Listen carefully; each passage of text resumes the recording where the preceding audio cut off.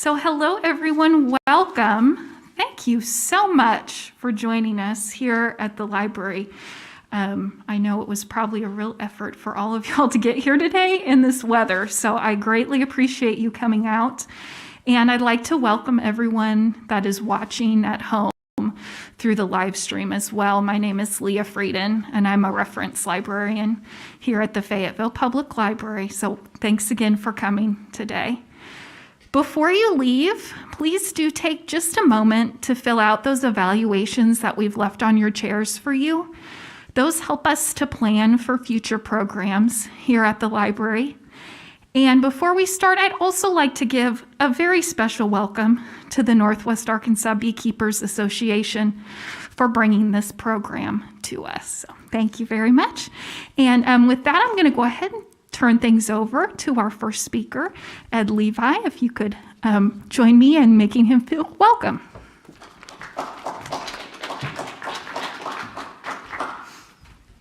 Actually, I'm not the first speaker. I'm just doing an introduction, but thank you, Leah. And I want to give a lot of thanks to the library.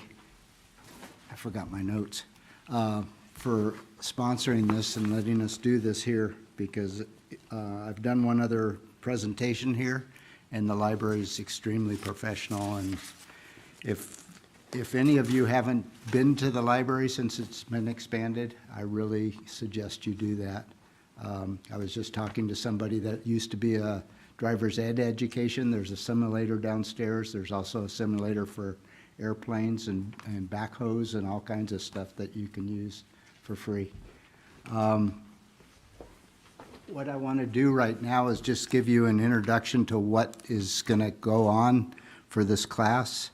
We've got 3 consecutive Saturdays, 1 o'clock to 4 o'clock, that we're going to be teaching the class. They're not repetitive, they're the same, they're progressive, basically.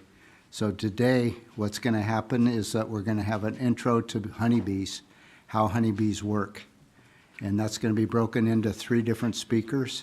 One of them is going to be talking about the characteristics of honeybees and their food sources.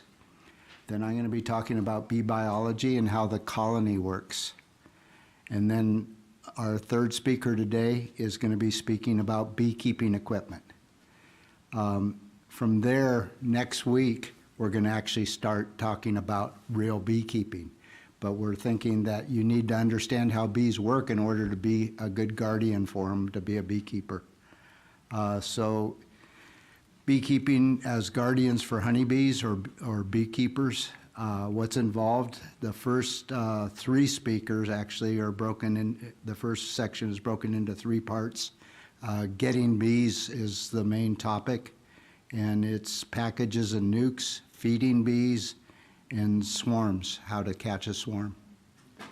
The second part is going to be spring and summer management, and the 3rd part is going to be fall management, harvesting and extraction. On the 3rd Saturday, which is February 19th, we're going to talk about bee diseases and parasites and how to control them. And that's broken up into a description of those diseases, special management challenges, besides the main diseases that we think about, and integrated pest management in beekeeping. And so that's basically what the class is going to be about. Let me ask a question. How many of you already have bees? Okay, great. We can tell you anything.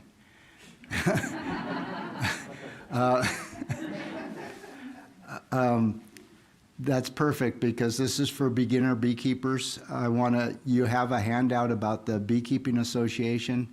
The first thing a new beekeeper should do is get together with an association, take a class, and get involved in our mentorship program that the Northwest Arkansas Beekeepers Association has, where experienced beekeepers will help inexperienced beekeepers and help each other, because we're all learning. Between each talk, each day, so we've got basically 3 talks each day. In between each talk, we're going to have a break. There's bathrooms just across the hall over here. And we'll keep that down to a minimum, hopefully not much more than 5 minutes.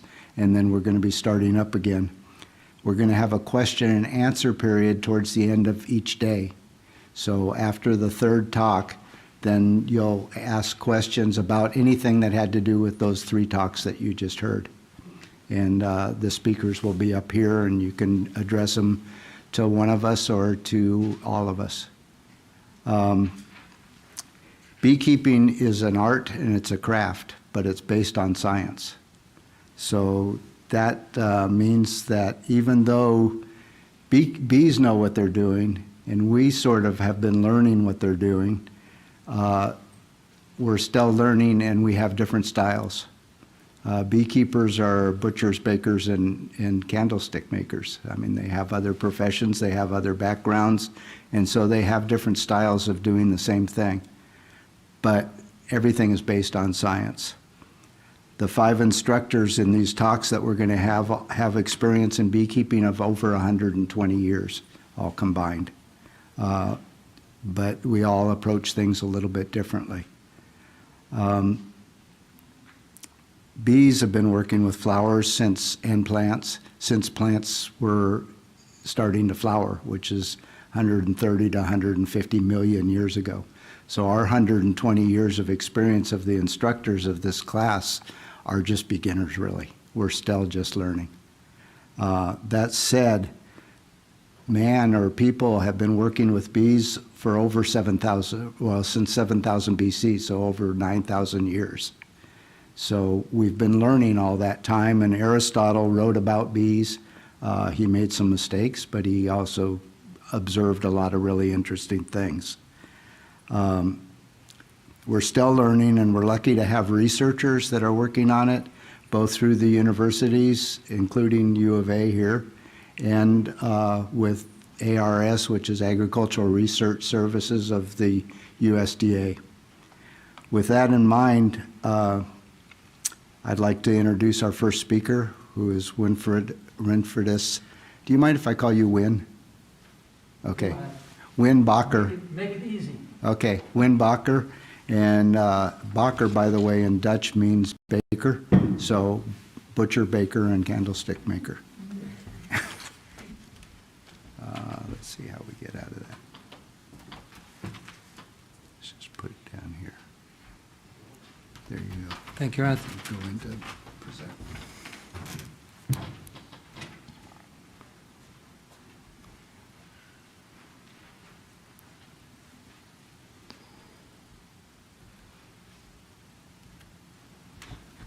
Very well. So we want to keep it simple because you guys are beginning, and you probably will need to look at this presentation maybe twice, maybe 3 times, okay, in order to absorb and retain a lot of that new information. And then when you go into the field and you start working with the bees, a lot of the information that we're going to present in these 3 Saturdays will make sense.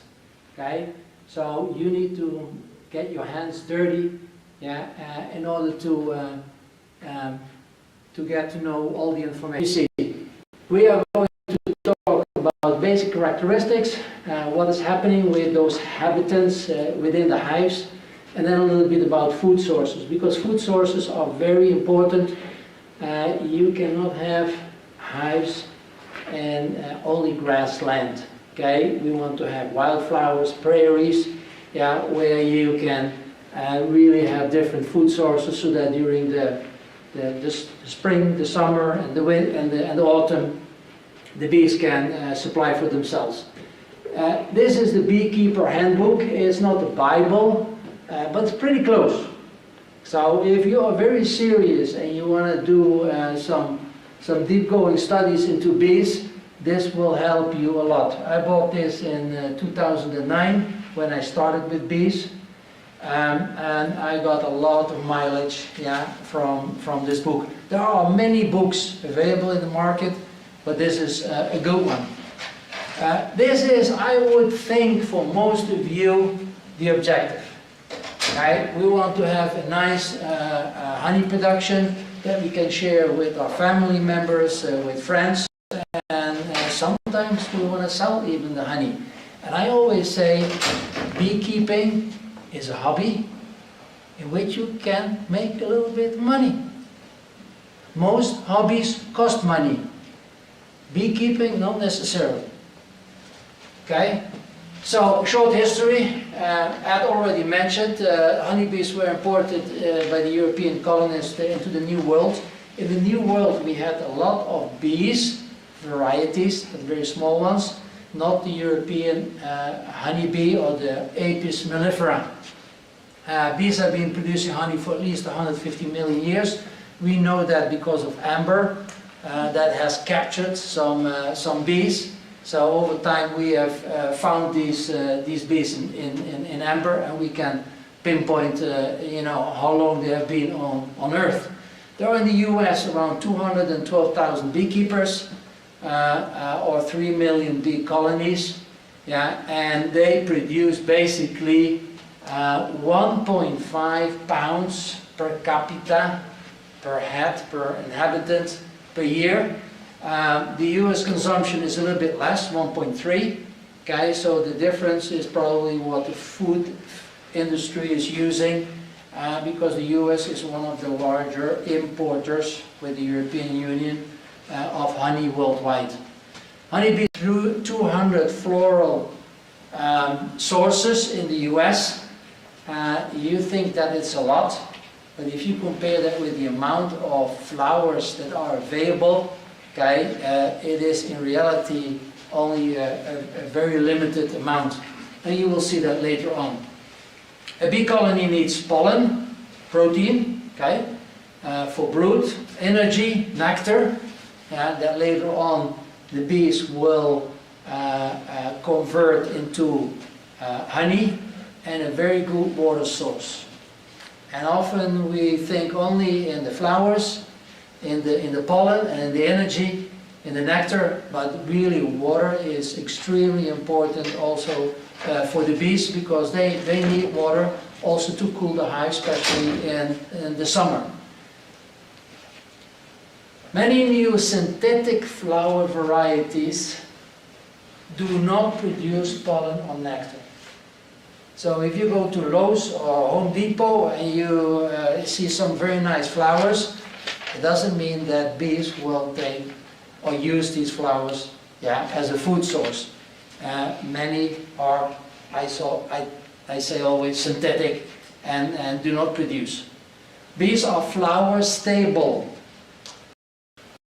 That means that they, on a one day or several days, could be weeks, will visit one flower in particular in order to do cross-pollination.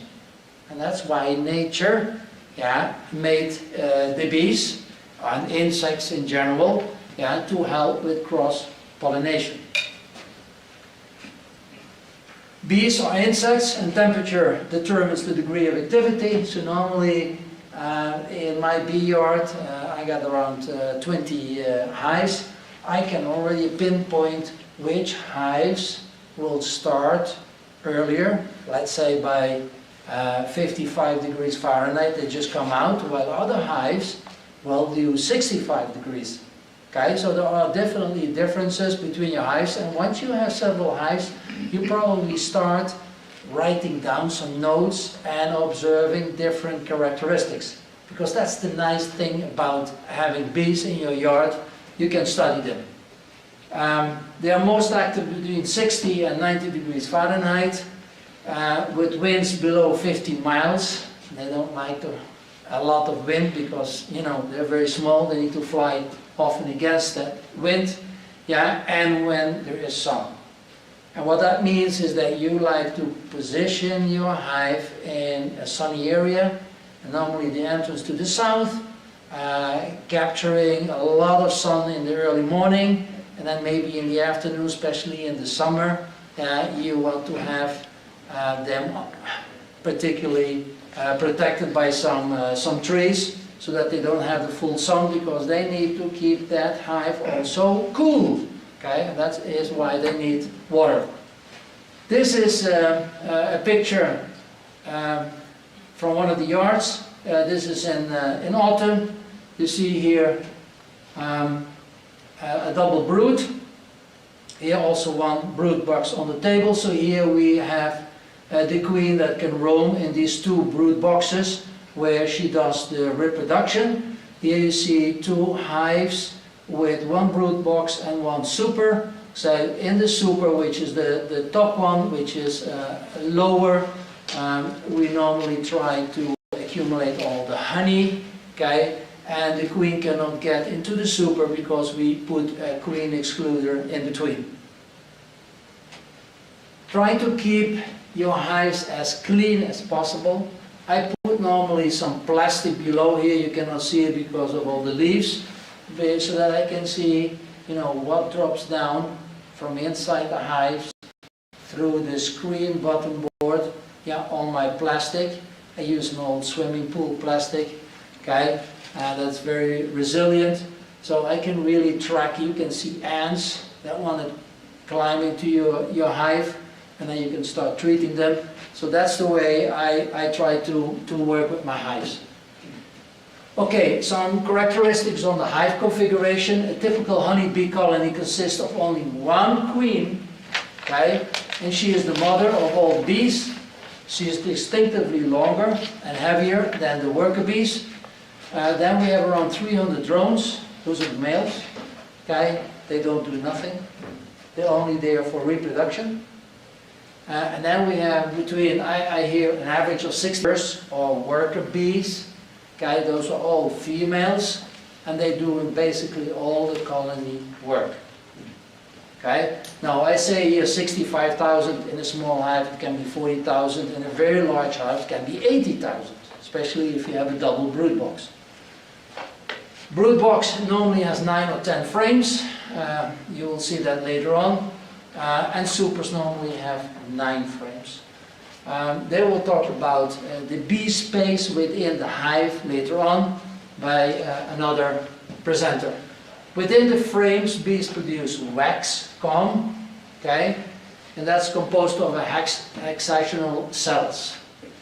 It takes the equivalent of 8 pounds of honey or nectar to make 1 pound of wax, which means that once these bees have drawn out the foundation, the wax foundation, and you have all these cells that the queen can use for reproduction or for pollen storage or nectar, honey storage later on, that this drawn out foundation is very valuable to the beekeeper.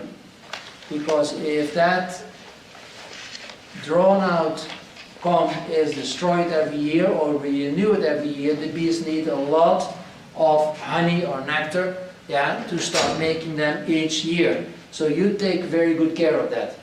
If disturbed, bees will normally chase you about 50 feet. And with the European honeybee, probably 2 or 3 bees will chase you. But if you have the Africanized bees, you can have 2,000 bees chasing you. And we normally say that over 200 stings can kill you. Okay? And that happens normally in Latin America, where people disturb Africanized hives, and they go after the people. Okay? Honeybee can reach a speed of 15 miles per hour, which is a nice speed. So if you want to outrun them, you need to be good. Drawn out foundation is very valuable, I mentioned it already, and an asset for the beekeeper. So you want those hives to start adding nectar to the frames as soon as possible. In Northwest Arkansas, we normally harvest only once a year. But if you go to the northern part of the US, to the Dakotas, where we have extensive prairies with a lot of wildflowers, yeah, they have much more honey production than we have over here. Here we have the 3 inhabitants of the hives. So we have in the middle, we have the queen. You can see considerably larger, okay, with a large abdomen, from which she during 3 years produces all the offspring. Then on the left side we have an adult worker bee, or could also be a nurse bee. And then on the right side we have the drone. And often when you start with beekeeping, often we confuse a drone with the queen, but over time you will get an eye for that and you know exactly where you are looking at. Here's some real-life pictures, yeah, on top. The queen, a worker bee, and here a drone. A drone, much bigger eye, much stronger wings, very strong and efficient flyers.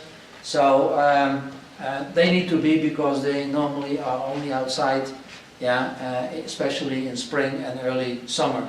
This is one of the frames. So in a brood box, here we have around 9 or 10 of these frames, and here you see capped brood. And normally what the bees do, they put honey and pollen on the outside, and then in the middle, yeah, the queen will lay her eggs, and the worker bees, the nurse bees, will take care of the brood, yeah, and cap them at the end. Here a close-up picture.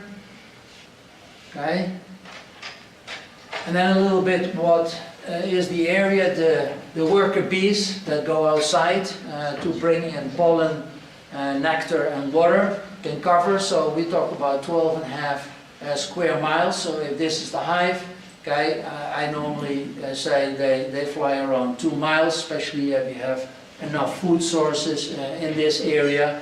A bee weighs only 0.11 grams. Okay, so that is, or 0.03 ounces, that's not much. Okay, the speed we already mentioned, 50 miles per hour, so she can cover in theory those 2 miles in around 8 minutes, and that's pretty fast. Now the queens, some characteristics. So the hive has only one queen at the time. Without a queen, the hive is disorganized. Okay, so if you stand in front of a hive, especially in the spring, you want to see 80, 100, 120 bees going in and coming out. Okay, so now you know that the hive is very active, that the queen is in charge, and the bees know what to do, right? But if a lot of bees gather at the entrance, they sting a little bit more, they are a little bit more nervous, yeah, then you know that the hive is disorganized. Okay, and then you check, you know, if the queen is there, if there is brood or capped cells, and that is a very important part of beekeeping, especially in the spring. You basically every week, every 2 weeks, there are periods where you need to look very frequently into your hive to be sure that everything is okay. So it's not a deal by buying a hive and putting it in the back of your garden and then say, by the end of the summer I'm going to extract honey. That deal is over. Not anymore. Okay? So when at a certain moment the queen cannot lay eggs anymore, normally the worker bees will take care of that. They will try to make new cells. But if that is not possible for one reason or another, you know, the hive will slowly die out, and you need to capture that, and then you can maybe combine a hive without a queen with another hive that has a queen, yeah, to enforce that hive. When no queen is present, bees become lazy. Okay, I mentioned already, they sting more often. A queen bee can lay between 1,500 and 2,000 eggs a day. 2,000 is probably the upper limit. But that means that on a brood frame with 6,400 cells times 10 frames, we have 64,000 cells. So that's quite a bit. Now, part of those cells, 40%, are occupied with nectar and pollen. So that leaves 38,000 cells, yeah, in which the queen can lay eggs. And then every 3 weeks, she can make a new batch, yeah, of young bees. An egg size is 1/16 inch or 1.6 millimeters. Okay, and when a hive swarms, the queen takes mainly nurse bees with her because the nurse bees can produce wax, and they need the wax to make new frames, new drawn-out comb, yeah, in the new home, wherever they find a new home. It can be a new box that you have placed somewhere in the tree. It can be an abandoned house or abandoned empty hollow space within a house, within a tree. When we're rearing brood, the temperature inside the hive is around 95 degrees Fahrenheit. Okay? So that is quite a high temperature, but if we have a full summer and the sun is full on those hives, you know, the bees will bring in a lot of water to cool down these hives. And then in the winter, yeah, when there is no brood, the temperature drops around 29 degrees, and they hold up, they form a ball in order to protect the queen and to keep warm. And they keep warm by flapping their wings in an accelerated way in order to produce heat. Here you see the combs, and here you see the eggs that the queen has produced, and the first stage those eggs are standing up, straight up, and then the next stage they fall down, okay, and then the larvae come out, 3-4 days of age, and here you see also some royal jelly, yeah, that are given to these larvae for 3 days, okay, so that they develop properly. And then the nurse bees will also feed them bee bread. And bee bread is basically honey and pollen. Okay? And then the queen has a special treatment, and I think Ed will discuss that later on. Young bees are called nurse bees for the first 3 weeks.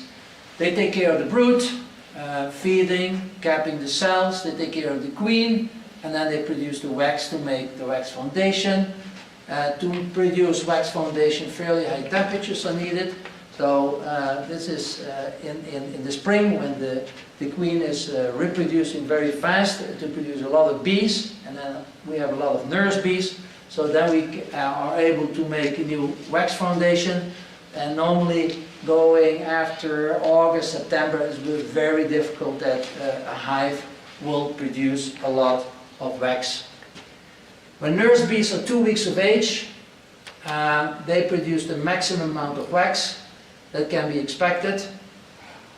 And then you often, when you lift up your frames, you see on the bottom a whole chain of bees connected with each other. So they are really sweating or producing the wax and then passing that on to the other bees in order to produce the cells. Cells are not horizontal, okay? They have a small inclination of 20 degrees, because if the bees put in the nectar, nectar normally has around 50% water, okay? And then they start curing that nectar to become honey, and then honey needs to have 18, maximum 20% water content, yeah? So that it is retained as a good food source. So in order for the nectar not to run out, you have a small inclination of these cells. Okay, after more nurse bees are born, the older ones now change and become worker bees. Yeah, so they go outside. Yeah, so that means now foraging for pollen, nectar, and water. Okay, here another view of capped cells. Yeah, and bees on the frame. Worker bees are not capable of reproduction. That's only for the queen. Okay, they spend most of the time outside the hive during daylight hours, so they can come out very early in the morning. Also because flowers produce most nectar early in the morning and late in the afternoon. And we will discuss that later, as it's related to humidity in the soil, the relative humidity in the air, and the temperature. A worker bee weighs 0.1 gram. This means in 1 pound of bees that you could buy, you have around 4,500 bees. Okay? Per flight, the bee can carry, and I have you all metric, okay? 25 milligrams. When you guys buy medicine, everything's metric. Okay, so I hope everybody knows a little bit what a gram and a milligram is. But these are very minute amounts of nectar, yeah, that these bees really produce.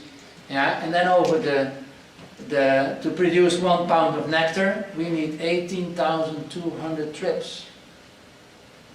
Okay? And then worker bees must tap 2 million flowers to make 1 pound of honey. And it can be the same flower.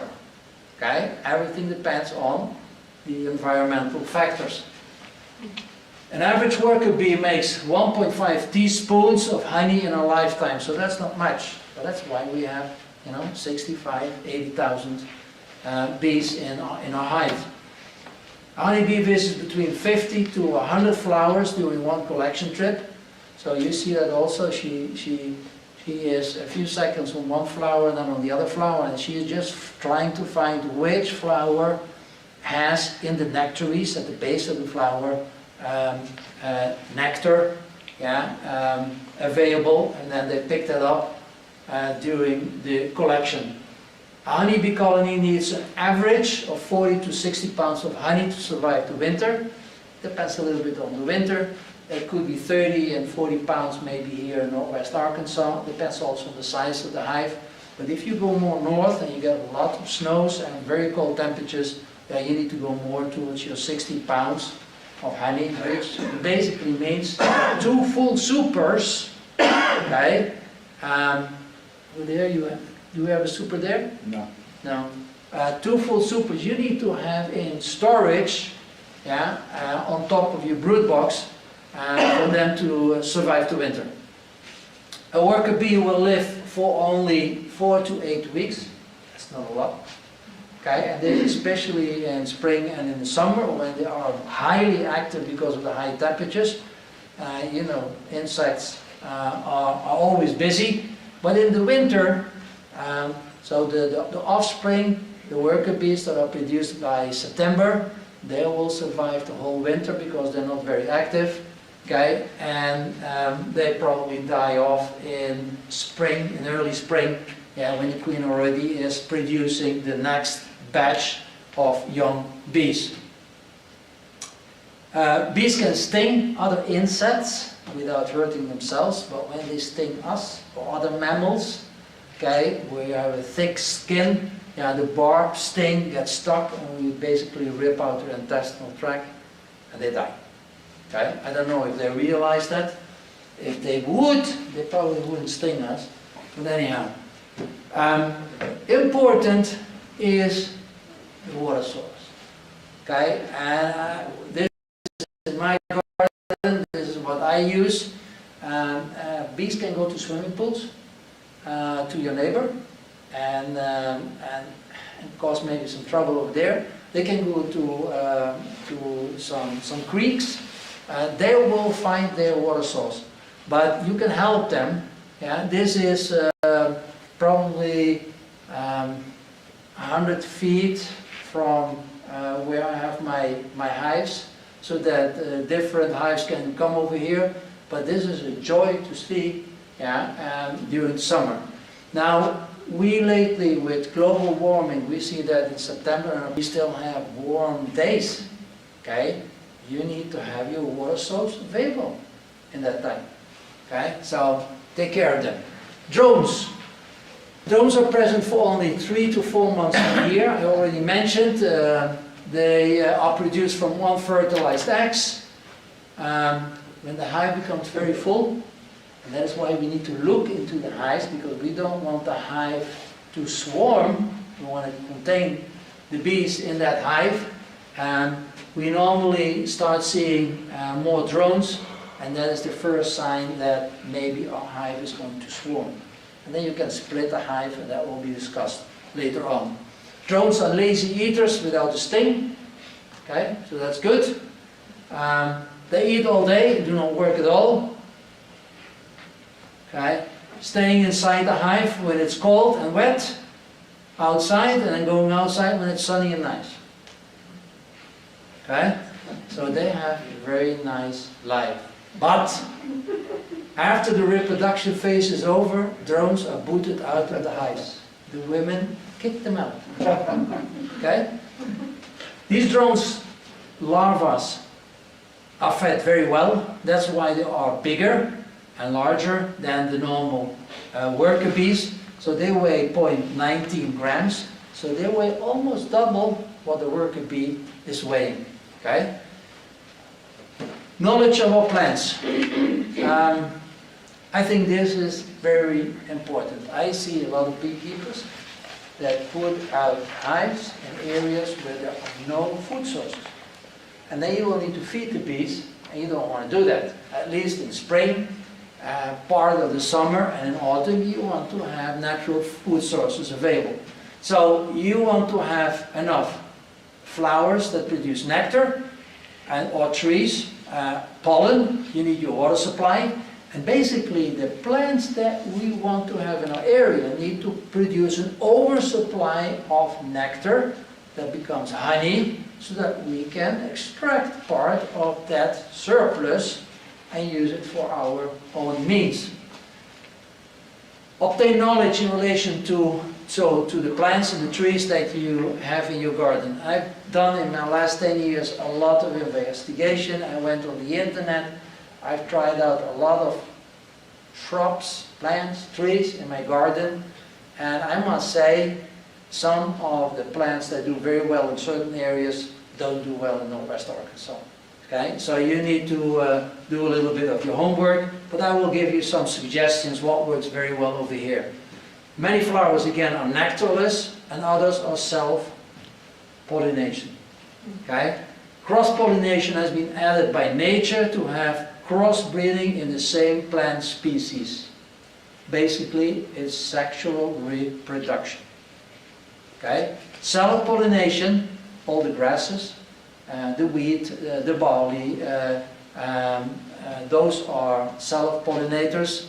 Okay, they are more susceptible because there is no there is no new genetics, basically, new DNA or RNA coming into the gene pool, yeah, so they become more susceptible.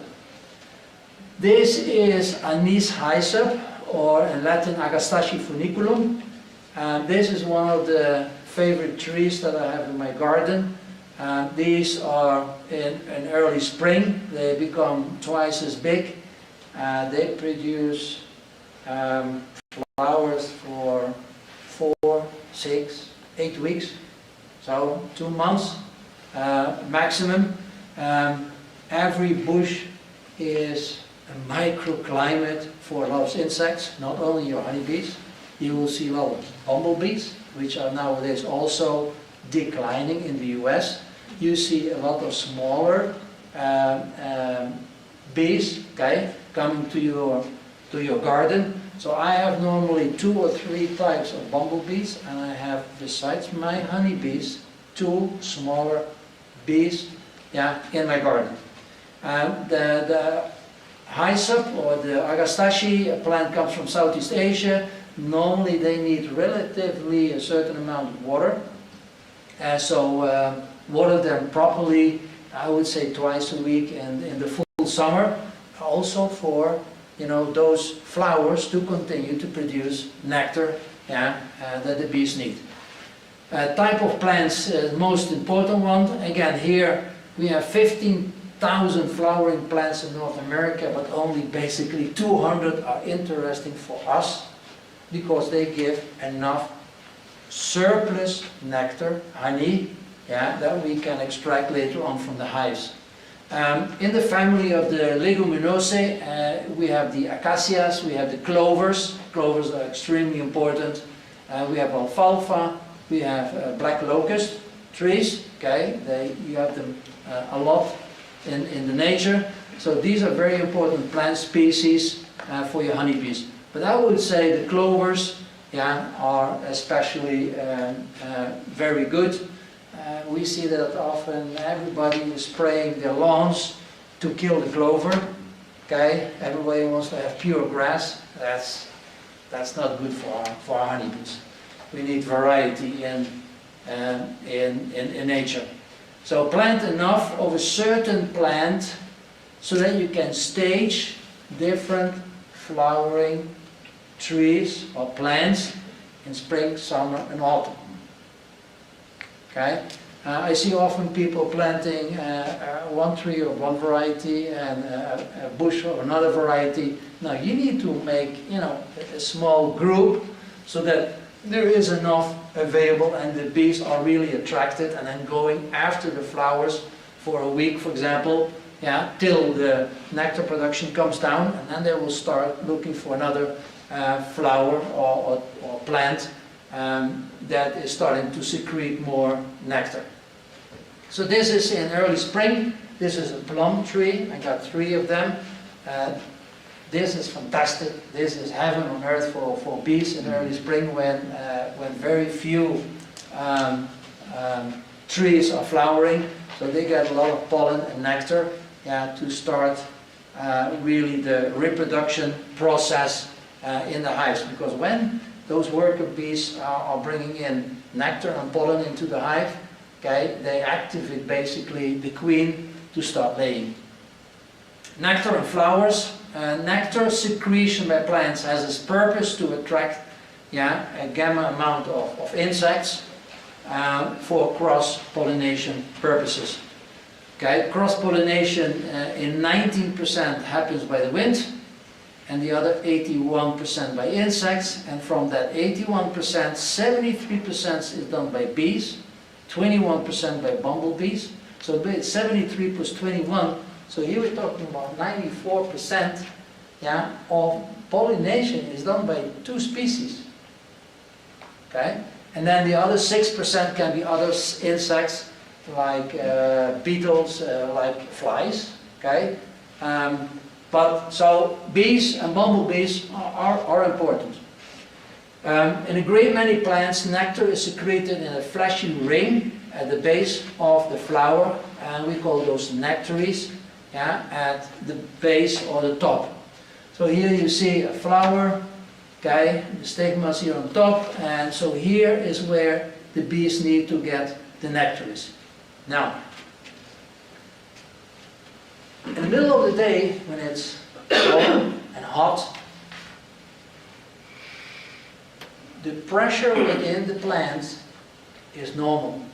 So the roots take up water, and the leaves evaporate that water. But in the early morning, when we have higher relative humidity, we have less sun, the roots take up that water, but the leaves don't evaporate all that water. So what happens now is that in the cells, the water builds up, the pressure builds up, and in the nectaries, that pressure will go through the cell wall and give nectar availability to insects. So most of the plants have nectar available in the morning, let's say from, I don't know, 7 to 9, 10 o'clock, then they become dry, and then in the late afternoon. Okay? So here we have some of the flowers. This is Dutch clover or white clover. Here we have alfalfa. This is sage. Okay? So those are the flowers that bees love a lot. This is one of the weeds, blue weed or Echium vulgare in Latin, but also called viper bugglers. This is one of the few plants that have during the whole day nectar available. Okay, they bloom for 2 months. Okay, so that's what you want for extended period. They can become very tall. They can become top heavy, and then they drop over. So you need to support them in case you have them. This is one of my major nectar-producing plants that I have in my garden, and the viper bugglers means snake head. So a lot of times these flowers are like this. So when it rains, the water cannot take the nectar out, dilute the nectar, okay? And also the sun cannot shine straight into the flower and get at the base and dry up the nectar. Okay, so that's why this is one of the few flowers that during the whole day, okay, gives nectar availability to the bees. Nectars and flowers, temperature has the highest influence on nectar secretion, always in interaction with relative humidity and soil moisture.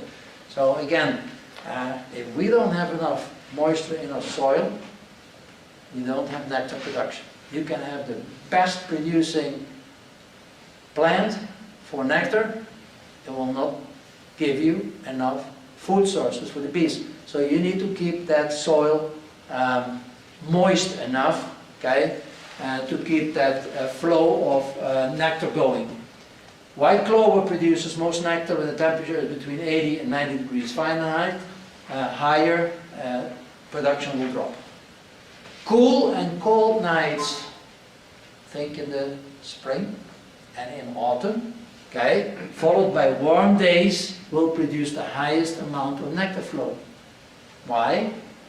Cold nights, high relative humidity, you build up the pressure within the cells, within the flowers, okay? That pressure will go through the cell wall and more nectar will be available for the bees. During a sunny day, sugar is made in the leaves and it then stored in the form of starch in the chloroplast, and then during the night, with lower temperatures, the starch is moved out of the leaves in form of glucose or dextrose. So again, if the conditions are not right, soil, temperature, humidity, plants in one region produce abundantly nectar, can be nectarless in other areas. So do your homework, okay? And then, of course, if you really like to get strong plants, use nutrients, nitrogen, phosphorus, and potassium, to really support the plants and get them strong enough. This is a bee that brings in pollen attached to the legs into the hives.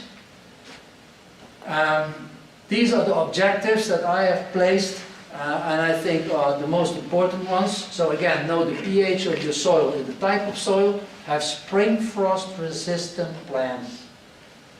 We have one plant, we call it the Korean Evodia or the BB tree. It starts sprouting very quickly in early spring. We get a spring frost and it will not bloom that year. Okay, so those are not the trees that we should start planting, because with our temperatures going up and down and becoming much more irregular because of global warming, this is a big problem. Flower for at least 4 weeks. A flower a tree or plant that flowers for only 2 or 3 days, that's not worthwhile. Don't go after that. Okay? Have flowers in different times of the years, we already discussed that. So big, flowers that flower in spring, summer and autumn. Good honey quality with low granulation rate. Granulation is crystallization, and it has to do with the type of nectar. So if we have a lot of glucose, we get more crystallization. We have a lot of fructose in the nectar. We maintain the honey more liquid. Okay. Now many people think that when honey crystallizes, the honey is adulterated, and that is not true. Okay, simply not true. It just depends on the type of sugar that is in the honey. One of the best honeys, probably you've heard worldwide, and most expensive, used in the medical world a lot, is Manuka honey. And Manuka honey crystallizes very fast. It's also a darker honey, okay, but it's excellent source for medical purposes. You want to have a fairly good cold and drought resistant. We can have July, August, and now basically it's moving towards September. 2 months without any rain. So you want to have a good plant that can handle that. Grows on a wide range of conditions, pH from 6 to 8, and deer resistant. Okay? So this is the Evodia tree, the Korean Evodia tree. It's a fantastic flower. Okay? It blooms in the middle of the summer. You have a lot of, here are the pollen, but a lot of different insects will go to these bunches of flower, and it's a joy to look at it. So here are some plants that do well in Northwest Arkansas. First clover, you don't need to plant that, it comes up by itself. Okay, all kinds of fruit trees, crabapple, raspberries, plums, apple trees, pear trees, very good. anise hyssop, so the Agastache family, you have Agastache funiculum, Agastache anise, late spring, so they will really bloom for a long period. The Ohio spiderwort, it's spring. I have a picture of it. It opens up when there's sun and it closes down when the sun is gone. Birds or the bees love it. And normally in summer, if I go out at 6 o'clock, the sun comes up, bees are already working on these type of flowers. Then we have the Vitex Agnus castus, or the chaste tree. This is a plant. Deer won't touch them. They come from the Mediterranean area, already the time of Aristotle. The Greeks were planting these Vitex trees for honey production. They come out very late in early spring, so they are not having any issue with spring frost, and they bloom from basically beginning of July up till September. Okay, so a long time. They have different varieties, very good nectar source. And then of course in the autumn period you have the different goldenrods. Okay, here you have the Ohio spiderwort. So you see all these, flowers that later on come. So this is also a group of plants that for many weeks can give you a good nectar and pollen source. This is a picture that you need to split in two. So this is in early spring, and here you see all these white wildflowers. And then in autumn we have the goldenrods, which are the yellow flowers. Okay, so often we cut the grass and we want to have it nice and clean. But if you have some land, try to see what comes up naturally. Okay, and that has been my experience. And we were always cutting this twice a year, and then we said, no, we do it only once a year at the end of autumn. Okay, and for our surprise, all these different wildflowers came up, and a joy for the bees. Okay, this is another movie. This is milkweed. Okay, also very good to support our butterflies, the monarch butterfly. Bees love it. There's only one small disadvantage. Often some of the bees can get hooked into the flower, but nothing is perfect in this world, right? So try to use these also whenever you can. I have one row in my garden, and really bees love it a lot. Okay, final comment. So. No remembrance is more worthwhile than improving the world with planting trees, taking care of our environment, and working with nature like our marvelous honeybee. That was my participation for today.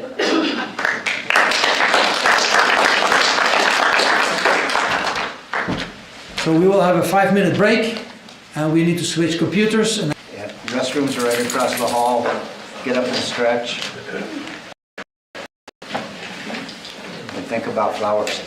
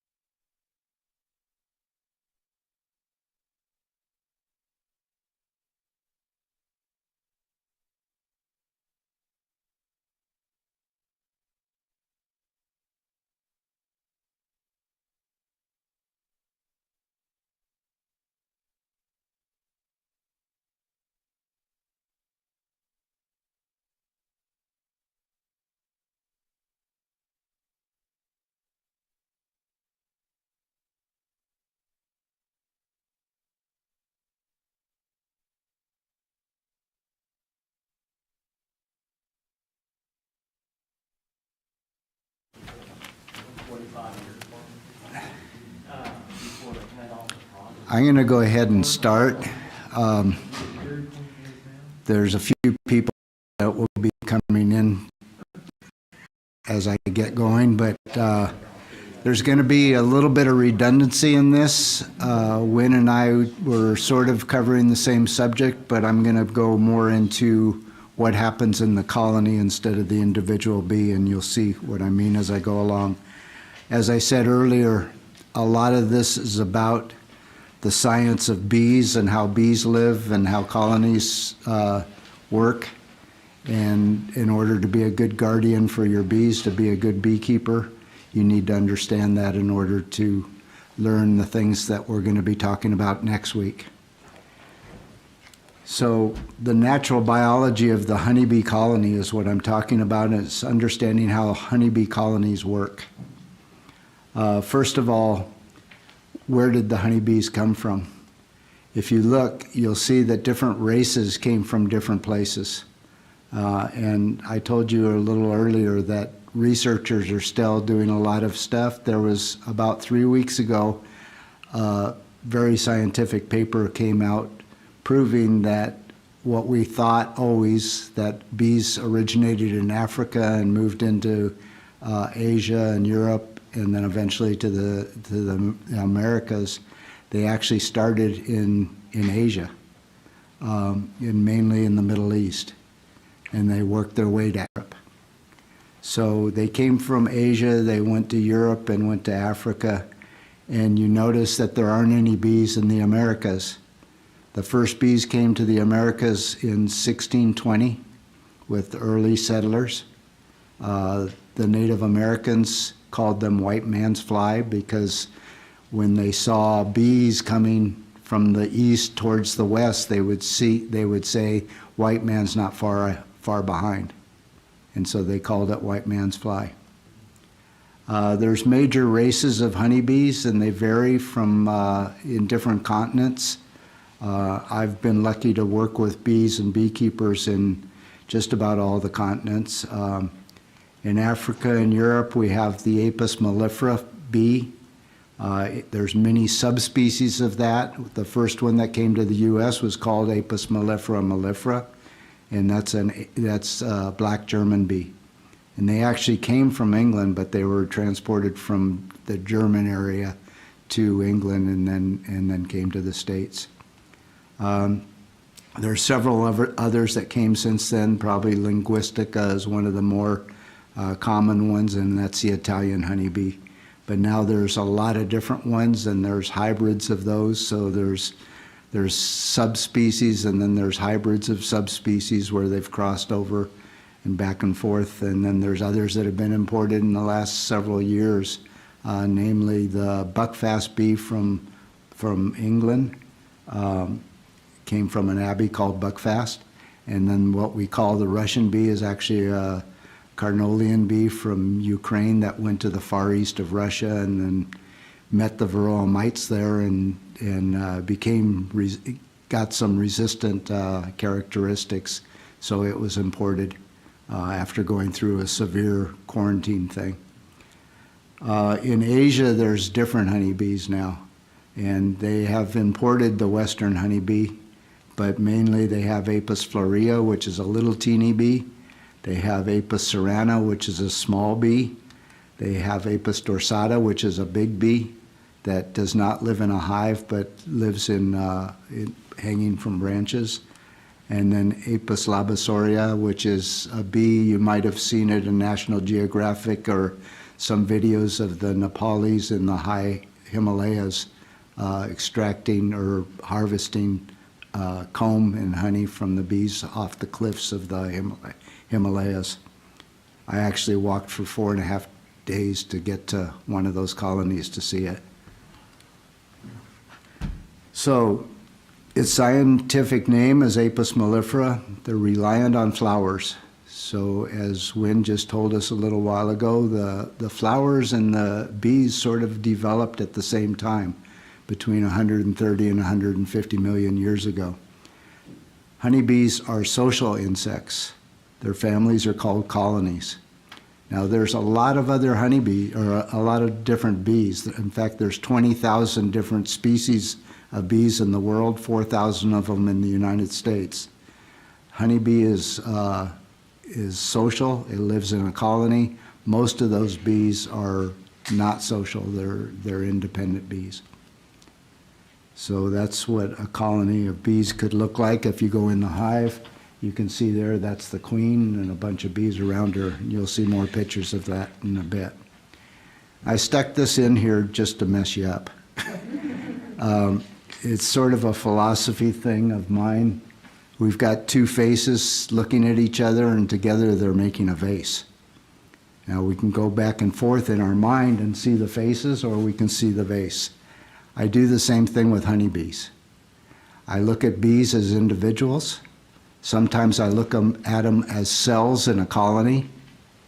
And sometimes I look at the different ages of the bees that do different chores in the hive as organs of a body. So we can look at it in different ways. We traditionally think of bees as a unit or an entity to itself, but we can also think of the colony as the entity.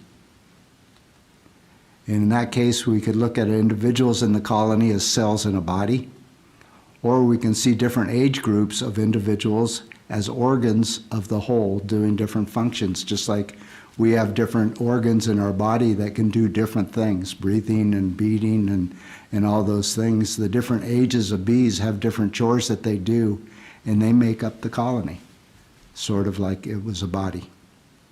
In order to be good guardians of the bees and for the bees and be beekeepers, we must understand how the bees and the colony functions.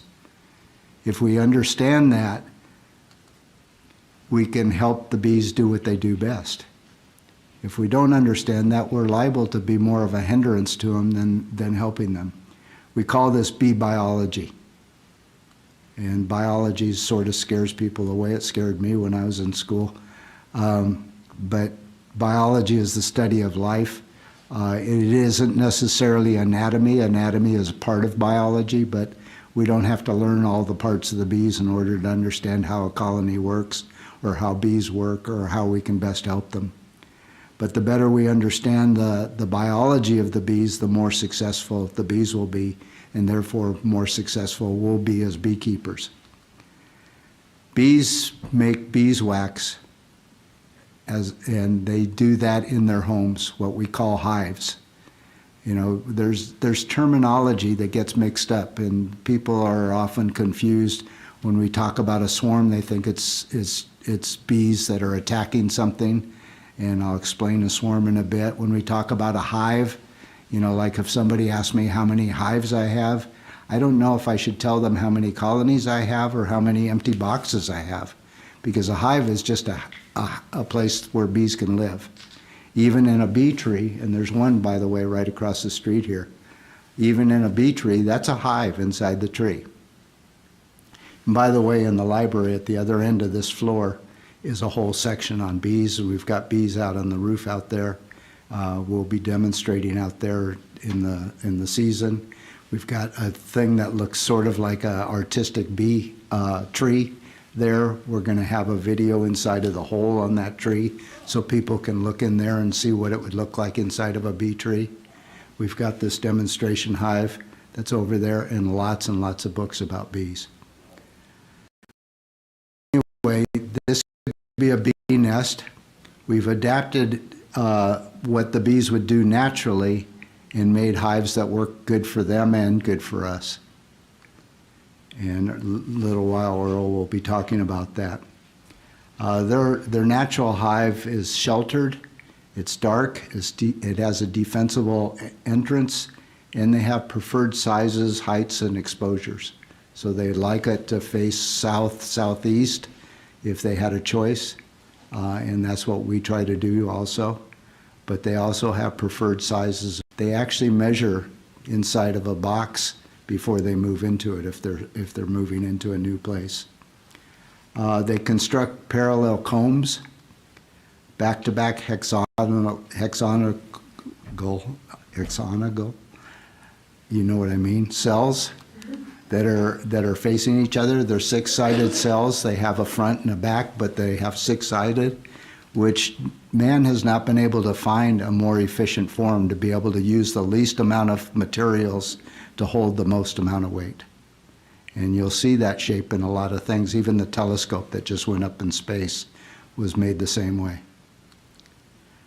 So if you have a shape, a frame that is got the foundation in it. These have pictures on them, by the way. This is also over on the other side of the library. They have educational things that tell about what's going on in each one. Each frame is different. In here you have the comb that the bees make. In this picture here, you'll see that this is two sides, so they're working from both sides. So the hexagons are facing out from there, and as Wynn had just explained, they're slightly on an angle so the wet nectar doesn't fall out. But it's the most efficient frame, shape, and you'll see that they're not directly across from each other, but they're sort of cockeyed from each other, so they support the back of each one. The space between the combs is always the same. It's about 3/16 of an inch, or 3/8. And that's what bees will do naturally. This is actually a picture of a hive gap inside of a basket where the bees have built the comb naturally. That's what Aristotle used when he was studying bees, and he was the first one to understand the bee space that the bees made in between the combs. They organize into brood and food areas, and Wynn mentioned that the lower box is usually the brood, and anything above that are where they store the food. This is about anatomy, and it's really not important. I'm going to have another slide in a little while that will show different parts of the bees, but you don't really need to learn very much about them, but we'll talk about a few of them a little bit later on. Beekeeping is called apiculture. This is actually in Lowell, Arkansas. When I used to teach classes here several years ago, we would do a field trip. That's going to be happening again with the Bee Association, so if you want to join in, you'll be welcome to come on some of our field trips where we talk about different things in the bee yard. Beekeeping is applied bee biology. So it's taking that science and applying it and helping to adapt what we do, working with the bees so they do what they do best.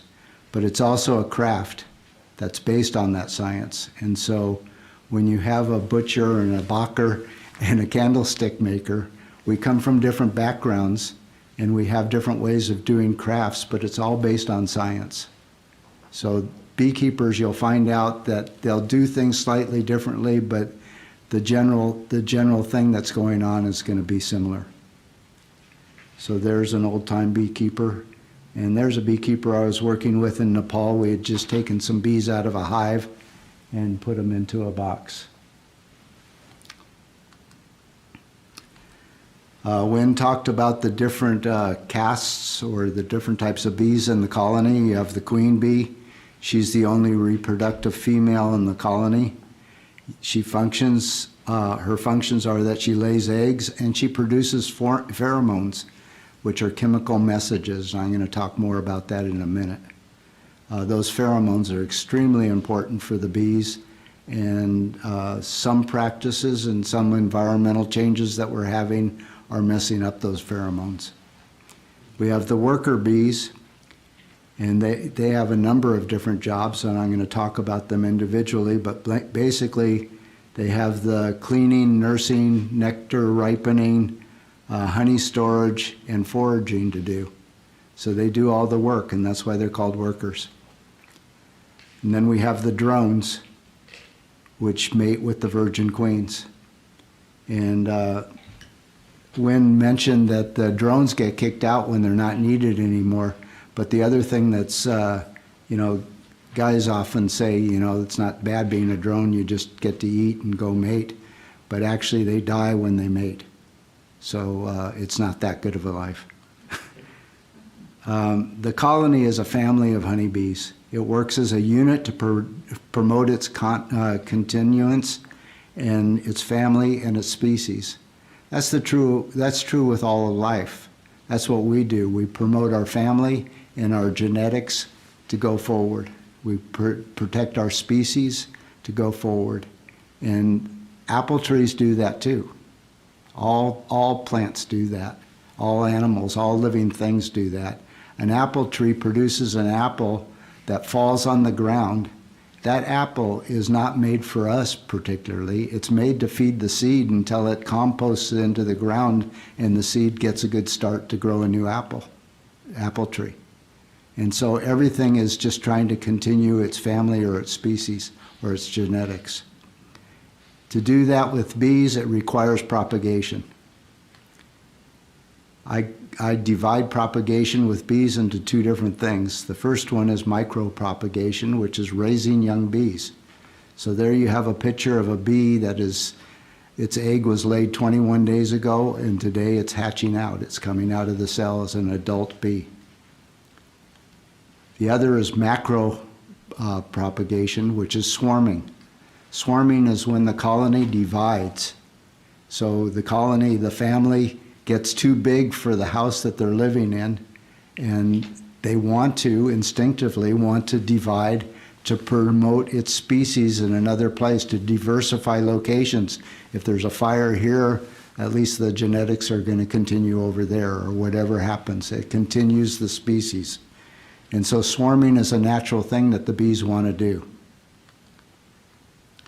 Colonies can vary in their traits, and we talked about the different species, and they vary in their traits, but within the species you can get different traits also.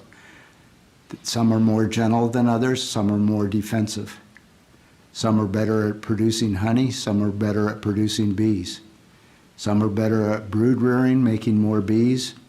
Some are better at overwintering, can survive the off season or the cold season, or some people call it the dark season. Some are better at their hygienic behavior, or keeping things clean and therefore keeping diseases or parasites under control. Some are good at disease resistance, and some are different in appearances. Italian honeybees, for example, are quite yellow, whereas the original bee that was brought to the Americas, the Apis mellifera mellifera, was called the black German bee. He was quite dark. If we guessed at their goal, it would have to be to assure the continuance of their species and their genetics by raising young and by swarming. So that's what bees do. They collect honey, pollen, nectar, and all those things that they collect in order to have more babies, in order to continue their species, in order to build up their colony strong enough so it can make food, more food to feed more babies and to swarm, to continue its species. To do all that, the colony requires a bunch of organization. It requires teamwork, communication, and resources. Resources, Wynn talked about a lot. Teamwork, we're talking about now, and I'm going to be talking about communication. The team members in the colony, as we said, are the queen, the workers, and the drones. The queen mother, there's usually only one per colony. I've seen a colony with 9, but it's very unusual to see them even with 2. The queen lays anywhere from 1,500 to 2,000 eggs per day. She's responsible for the colony's identification. You might have heard that if a bee from another colony tries to go into another colony's hive, they won't let her in. They do that by smell. And that smell comes from the queen. It's a pheromone that she puts out that is a mixture of 21 different chemicals. Each queen has a slightly different recipe, so they all smell differently. And so that identification comes from the queen, and each colony is going to have a slightly different smell that we can't detect, but the bees can. The queen is cared for by the workers. She doesn't feed herself. She doesn't groom herself. The workers do that. And she can survive from 5 to 8 years. Now, as a queen gets older, her quality drops. Her ability to lay a lot of eggs drops. Her ability to lay fertile eggs that makes females or worker bees drops. And she starts making more drone bees and makes fewer of the bees altogether. The drones are the male bees. Their main chore is to mate with the queens. They live for a season. With that season is mostly springtime and a little bit into the summer. And in the fall, as Wynn explained, they get kicked out. They also can't feed themselves. They're fed by the workers. And all the workers have to do is stop feeding them and they get weak and then they're easy to kick out. So they're cared by the workers, but the important thing about drones is they're half the genetics of the colonies. So the queens are mating with the drones that give half the genetics. So that's the mating process that happens in the air, and we'll talk more about that in a minute. The workers are incomplete females, which means that they don't have a reproductive system that's fully developed. They care for the brood nest, they collect all the resources for the hive, they build the comb, they make the wax and build the comb, they stock the shelves, which is accepting the nectar that's coming in and putting it into the cells and processing it to add enzymes to it that makes it into honey and take out the extra moisture that was in it. They care for the queen and the drones. And they overwork and they die about the age of 6 weeks, 42 days, if we're lucky. If they live a shorter time, it's amazing how much less honey they'll be able to make. And I'll explain that next week more.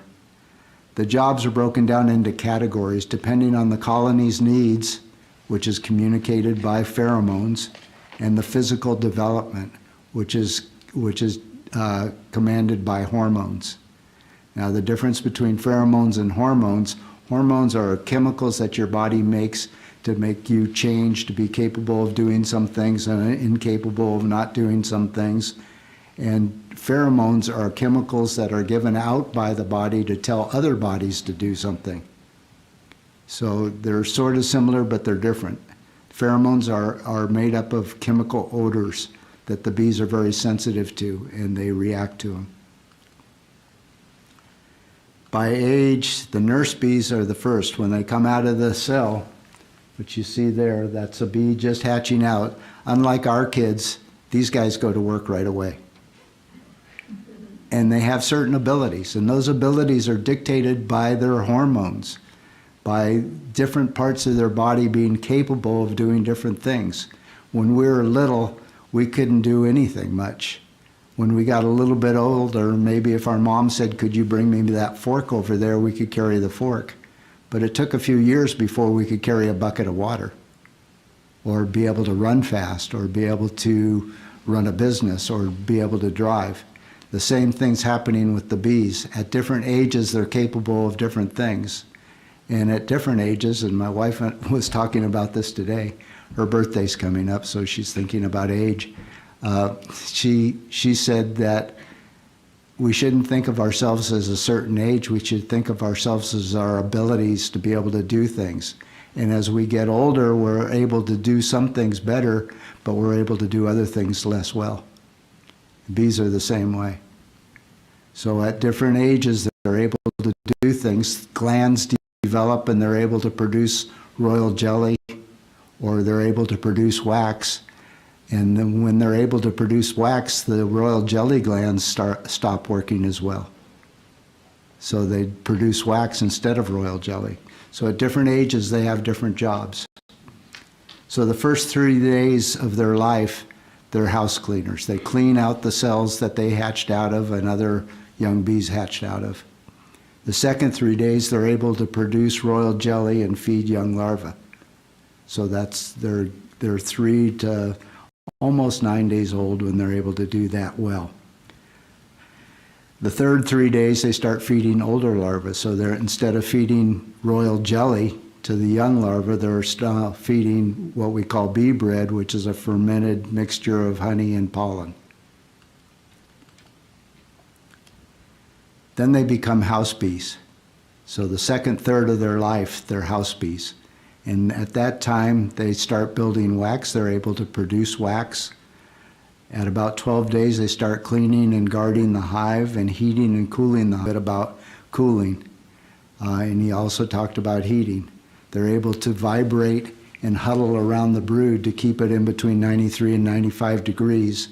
Or if it's hot out and the hive is 100 degrees out and the sun's shining on the hive and it's crowded in there, it can get very hot, except they bring in moisture and they put little droplets around the hive, and then they get in patterns and they flap their wings to push that moisture out and evaporate it and create an air conditioner. So they can keep that brood at the right temperature all the time. The next 2 weeks, they're receiving nectar from the field bees, nectar and other things that are being brought in, pollen and stuff, and they're receiving that, and then they're storing it and taking out the moisture and putting in the enzymes and packing in the pollen to be fed to the young developing bees. So there's a picture of a bee. That's the underneath of a bee, and you can see the wax glands. There's little sheets of wax starting to come out of it, and then bees will work in teams to take that wax and chew it and shape it into these perfect hexagonal shapes. I said it right that time. Those are bees that are actually cooling the hive. Those bees are on the outside of the door, and they're flapping their wings to take the moisture that's inside the hive and push it out. Now there's another thing that they do at the same way. If you watch a swarm finding a place to live, when the queen goes into that new hive, the bees will fan out the same way to push the pheromone of the queen out into the air like a plume that will literally funnel the other bees into the hive where the queen is. This is an older bee, and I forget which. This one here is the older bee. She's bringing nectar in from the field, giving it to this bee, and this bee's going to put it into the cell. Another job for workers is environmental control, and I just talked about that. When it's cold out, they must heat the area. For heating, they huddle and vibrate. When it's warm out, they must cool the area, and they do that by evaporating droplets of water. By age, the field bees are the last age of the bees. They work themselves to death, and they're foraging for nectar and pollen and water and something we call propolis. Now, propolis it comes from a Latin word. If you break it in half, it's pro and polis.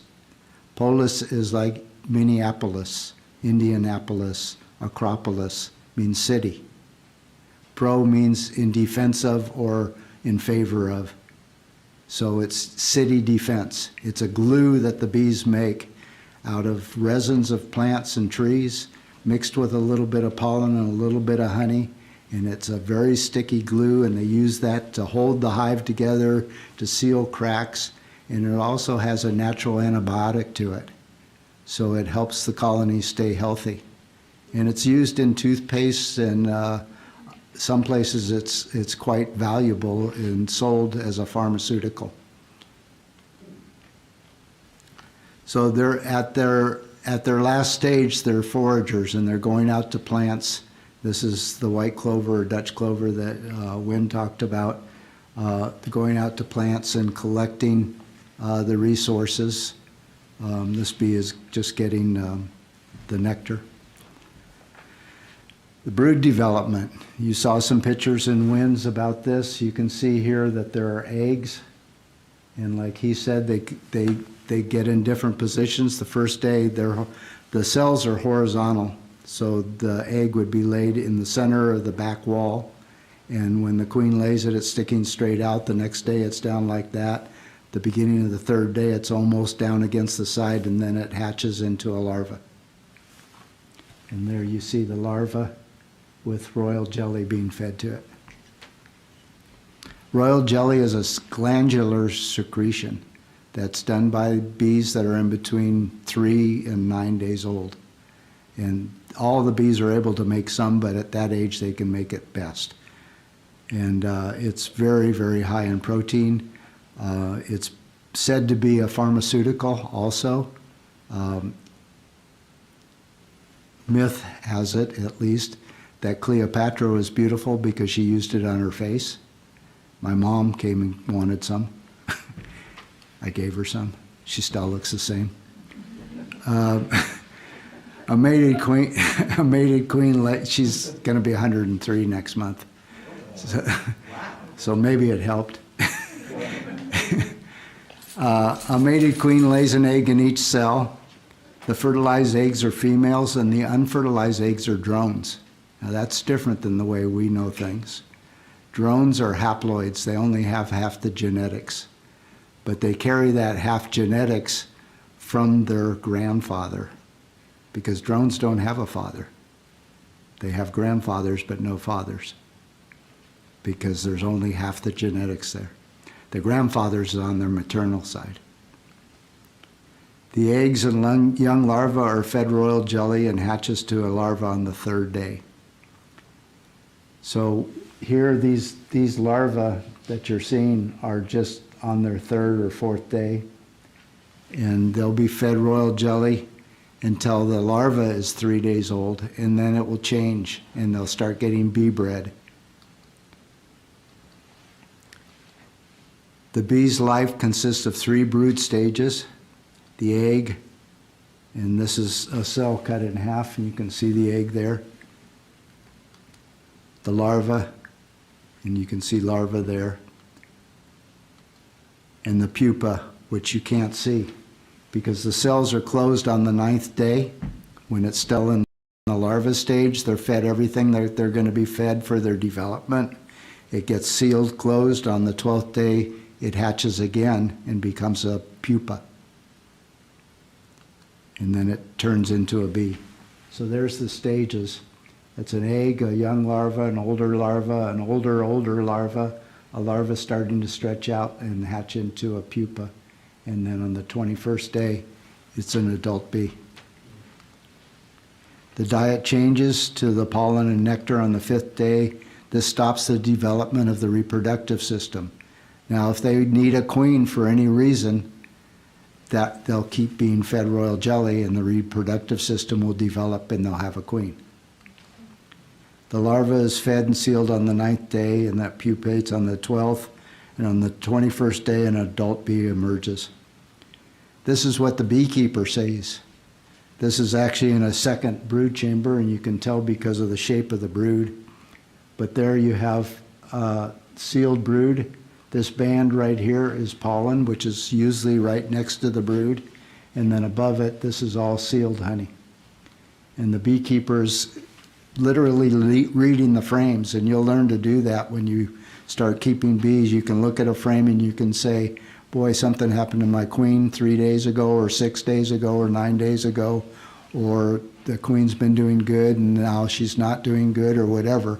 You can read frames almost like pages of a book.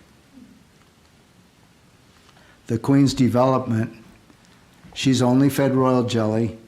She develops in a peanut-shaped cell that protrudes from the frame, and she develops in 15.5 to 16 days.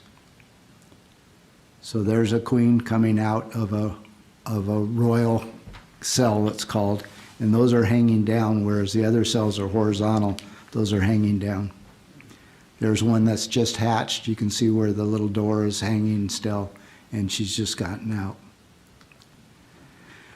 The mating, about a week after the queen emerges, the queen goes on a mating flight, and she mates in the air. There's areas where the drones hang out, where the boys hang out, called the drone congregation areas, and usually the queens will fly pretty close to those and fly past, and then the drones will be chasing after them. And you noticed in Wynn's presentation, the drones had big eyes. That's to see the queens better. Bees have 5 eyes. Their 2 big eyes are multifaceted, so they see movement in jerks because it moves from one facet to the other. Their other 2 eyes are ultraviolet seen. So they see heat. They see flowers differently than we do. The flowers actually are like signs showing them where that flower wants the bee to visit it in order to give it a gift, but also to get the pollination that it wants. It's a symbiotic relationship. It's actually more than symbiotic, it's necessary. That's why bees and flowers developed at the same time. She'll mate with 12 to 17 different drones. So her daughters are related through her, but there'll be 12 or up to 17 different male genetics in the colony. She collects and stores all the semen that she's going to need for her entire life in usually just one mating flight. If that flight wasn't very successful, sometimes she'll go for another one. But she has an area in her body called a spermatheca where she stores all the semen. And bees and ants are the only ones that I know of that the queen actually decides whether she's going to lay a male egg or a female egg by either putting a sperm with it or not. So when they're laying an egg, they measure the cell. If it's a worker-sized cell, they'll put a fertilized egg in that cell. If it's a drone-sized cell, they won't put a sperm with it, and it'll become a male. Development of the drone. Unfertile eggs are laid in drone-sized cells. The drone matures in 24 days, so they take longer. This is important. I know that it sort of seems unnecessary for a beekeeper, but just for an example, to control varroa mites, one of the parasites that we'll be talking about on the third session, we need to understand this type of stuff because we can understand why the mites are going to the drones instead of to the workers, and why if we control the drone brood, we can control the mites better than if we were worrying about the mites that are in the workers. So with Apis mellifera, we have the different developmental stages. 3 days as an egg for all three of them, queen, worker, and drone. Larva stage is 5.5 days for a queen, 6 days for a worker, 6.5 days for a drone. Now you notice the drone is unfertilized, and here the diet changes on the drones and the workers, but it doesn't change on the queens. Pupa stage, the queen 7.5 days, workers 12 days, drones 14 days. So altogether you get 16 days, 21 days, and 23.5, or what we usually call 24 days. Difference in brood, queens develop in a vertical cell, workers and drones develop in horizontal cells. There's the queen again. There's a worker or a drone, queen laying an egg, a young bee going in and feeding the larva stretching out, getting capped on the 9th day, and becoming a pupa, and then hatching out on the 21st day. The anatomy of the bee, like I said, isn't very important, but some things are important to understand. For one thing, bees have a lot of hair on their body. That hair is very important for pollination. When a bee goes into a flower, whether they're collecting nectar or pollen, they're picking up pollen. And they're carrying that pollen inadvertently to the next flower. Now, honeybees are special because they specialize in a flower. They don't go from one kind of flower to another kind of flower. So they're cross-pollinating and within the species. Other things that are important to us, and I don't know if you can see it well there, but the antenna, that's what they smell with. We talked about their eyes. The back leg has a brush on it, and it also has a basket. And that's where they use the brush to get pollen off the flower and a basket to carry it back to the hive. And then lastly, I'll show you these pictures up close. There's the antenna and the hair. There's the fine, that's with a microscope looking at the hairs up close. Those hairs have a static electric charge that will pick up things like pollen and other things in the environment and bring it back to the hive. That's the leg with the brushes and with the basket.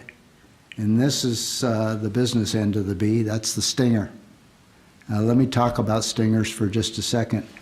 If you look here, there's a split in the stinger. The stinger is actually two pieces, and it's held together up at the top with a sac of venom. And that sac of venom is surrounded with muscles. So when it goes into something that it can't come out of, like a person or a piece of cloth or another mammal, it sticks the stinger in, and then the muscles start massaging and pumping a little bit of venom through the inside of this split. And then it tries to pull back, but that pushes the other side in farther. And because it has these barbs on the sides, it can't get it out. And it keeps working farther and farther, and every time it works farther in, it's massaging that venom sac and pushing venom. So if you get stung, and I hope you don't, but if you get stung, you don't grab that venom sac to pull it out, because that's like squishing a syringe or a basting, what do they call basting things? You're pushing the venom. But if you take your fingernail or your hive tool or a credit card and scrape it out, and if you do that fairly soon, lots of times I get stings and I don't even feel them. I'm aware that I got a sting and brush it off real fast, and I hardly got any venom at all. Differences in brood. Drone eggs are unfertilized. Queens receive only royal jelly. Workers and drones only receive this glandular food for the first 5 days. That's 3 days as a egg and 2 days as a larva. The amount of food is less for workers and drones compared to the queens, and the cell orientation and shape is different for queens than it is for drones and workers. Seasonality. This is really important if you want to make honey. You need to understand how the colony is going to grow and shrink at different times of the year. In the wintertime, the colony is a lot less. Wynn talked about the fact that a colony can have 60 to 80,000 bees in it. Well, that's in the middle of the summertime when they've just been going through a nectar flow.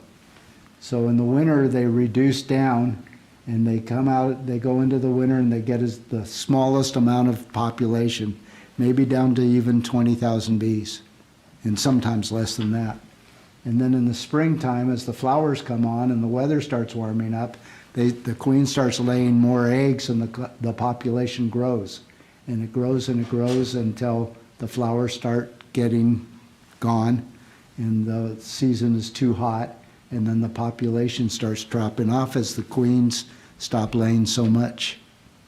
So the queen is laying that 20,000 or 2,000 eggs a day during the springtime and the early part of summer, and then it slows down. And in the wintertime, she's not laying at all. For around here, probably a month to 6 weeks, there's no brood at all. This is important for honey production, and we'll talk about this next week. The annual cycle of the colony population, natural cycle flows follow the temperatures and the flowering of plants. Timing is everything. So the seasons in the spring, nectar and pollen is abundant. Queens lay lots of eggs. Winter bees are replaced. Those winter bees that Wynn talked about that have to live through the winter, and then they get the next season started and they're replaced by the new bees. The colony builds up fast using incoming resources, and the drones are produced and the colonies swarm. That's what happens in springtime. In the summer, in early summer, you have colonies store surplus honey. Brood production slows a bit. In late summer, you have nectar and pollen slows more. Bees cool the brood area. Yeah, they cool it. Bees become more defensive. They're becoming more defensive because they don't see more food coming in.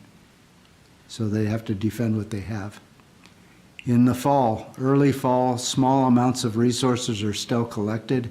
Brood production slows down. In the late fall, the queen stops laying. Drones are no longer needed. In the wintertime, early to midwinter, the colony clusters. I'll talk about that in a minute. to stay warm, and it will fly on warm days. A few will fly. In late winter, early pollen starts. So actually right now we should start seeing like red maple pollen starting to come in. Not today, but on warmer days.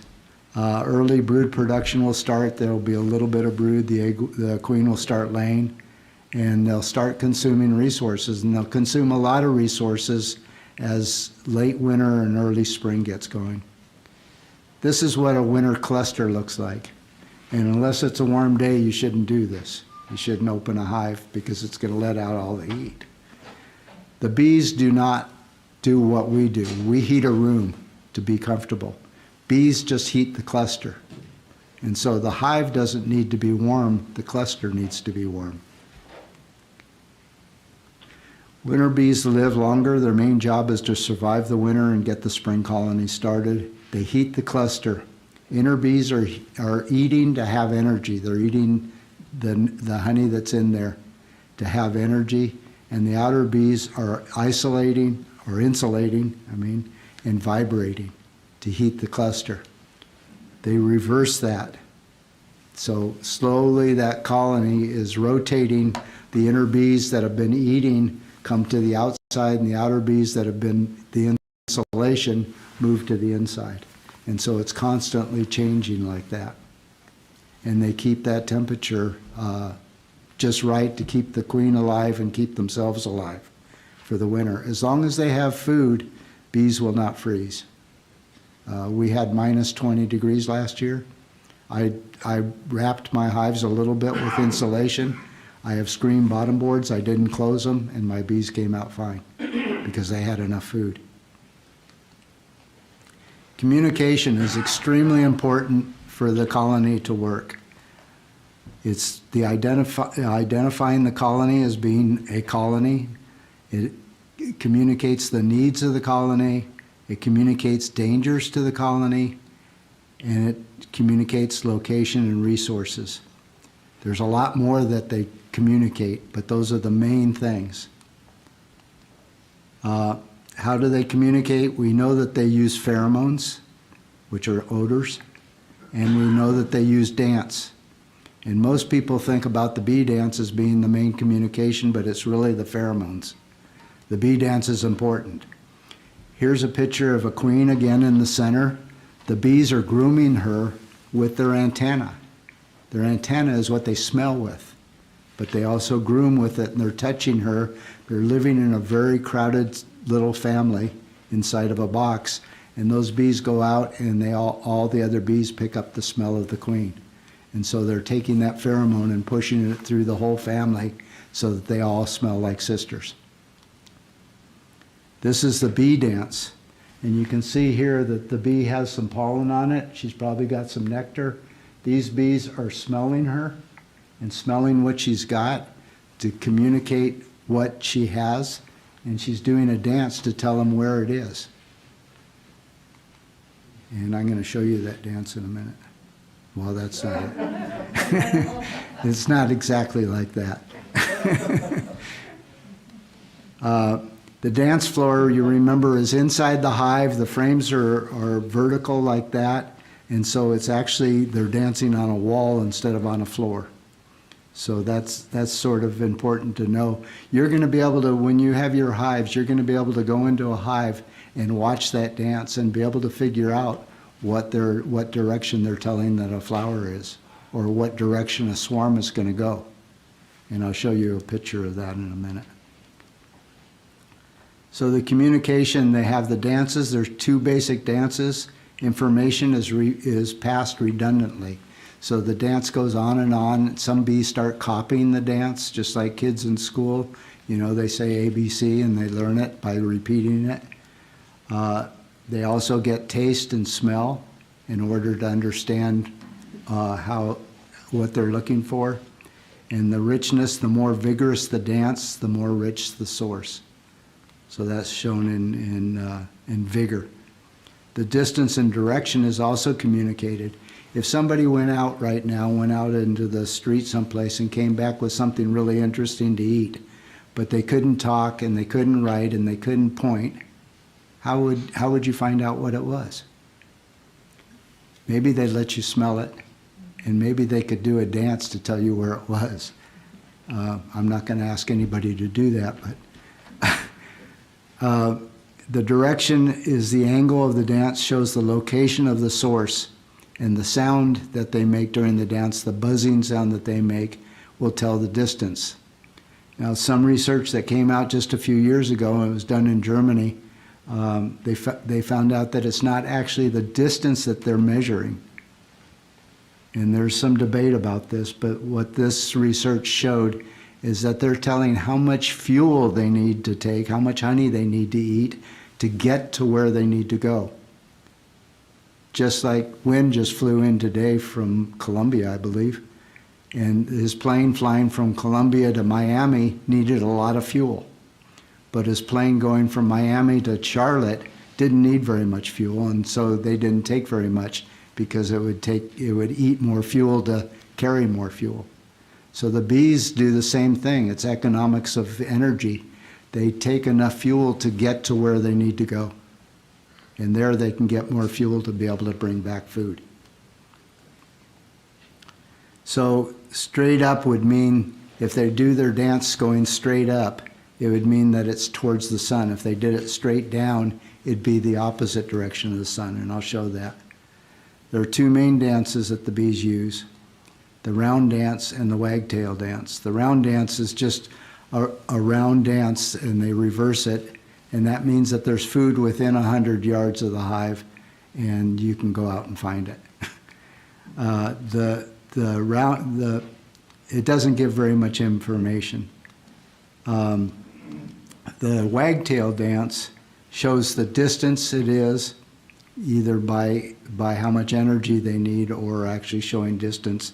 That's still being debated. And the length tells the intensity of that. And the direction is given by orientation, gravity in the dark. So if they're doing their dance in a downward way, that's the opposite direction of the sun.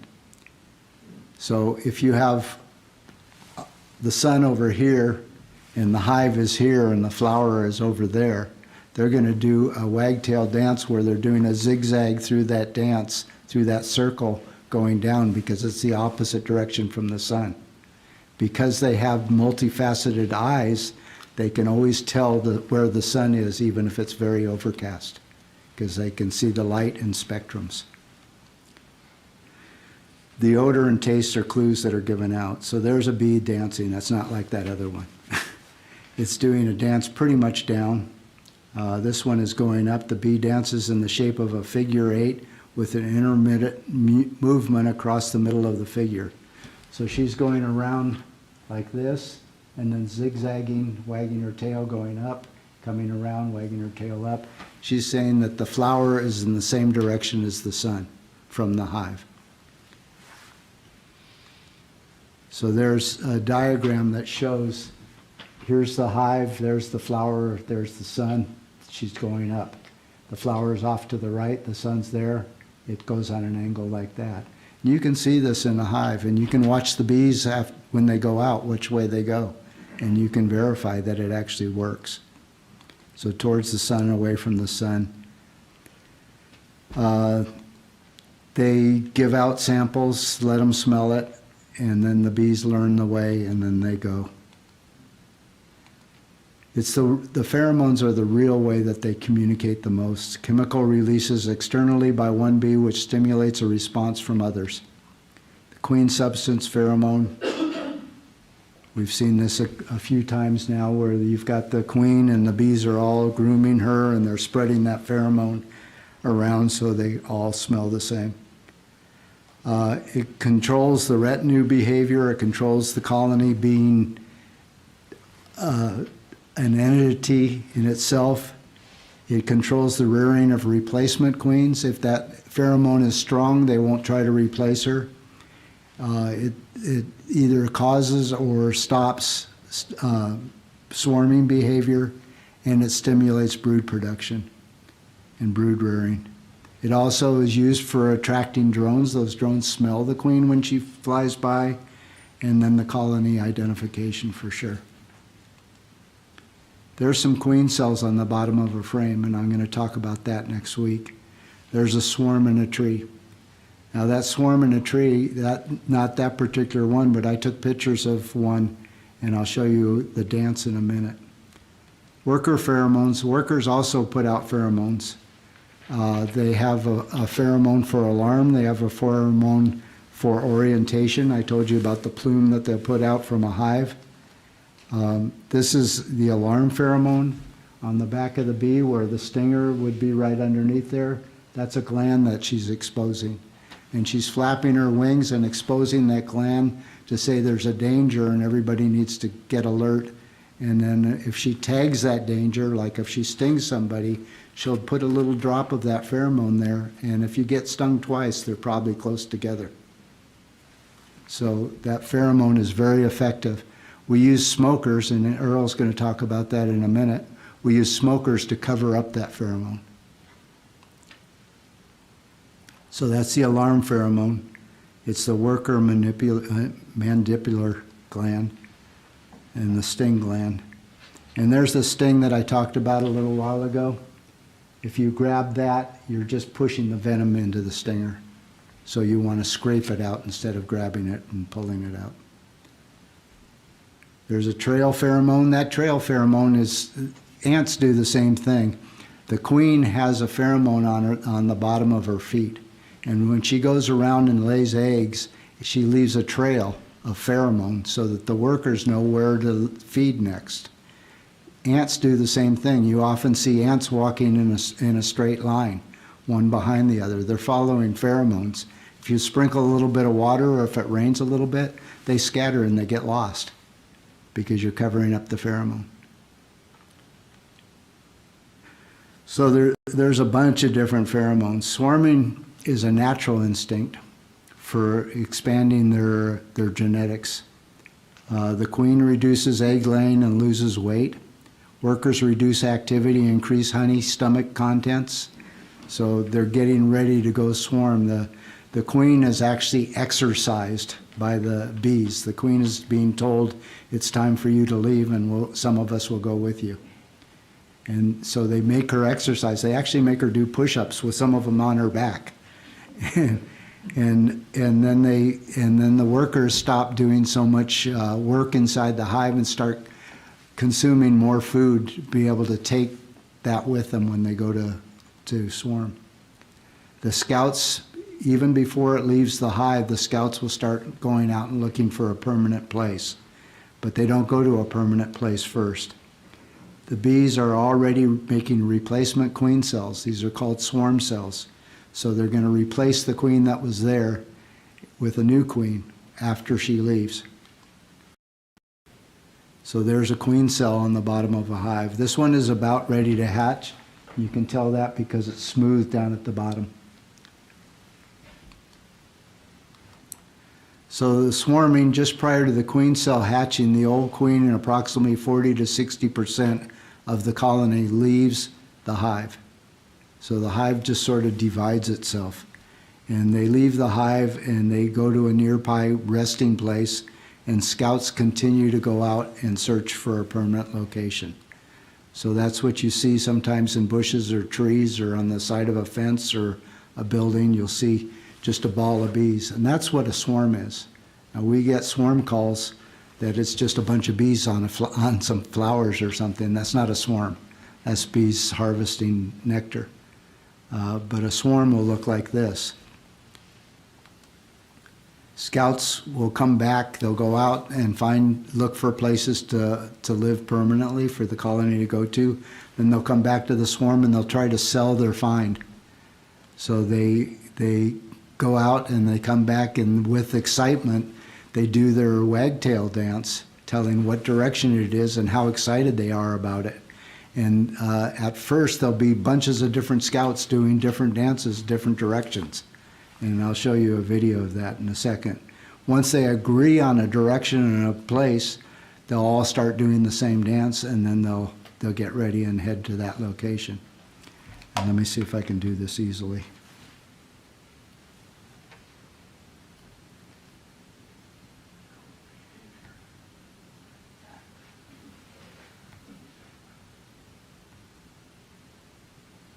So there you see, this is on a swarm hanging from a branch. You can see the branch up there. And there's a bee dancing there, dancing in that direction. There's a bee dancing there, dancing in that direction. There's a few others in here. And it's actually like a debate. And they're debating. And when some of the bees start copying another bee, oh, you're seeing one off that direction? Yeah. When some of the scouts start copying another bee, that bee's starting to convince them. And there'll actually be some of the bees that will go over and break up a dance because that dance isn't very popular.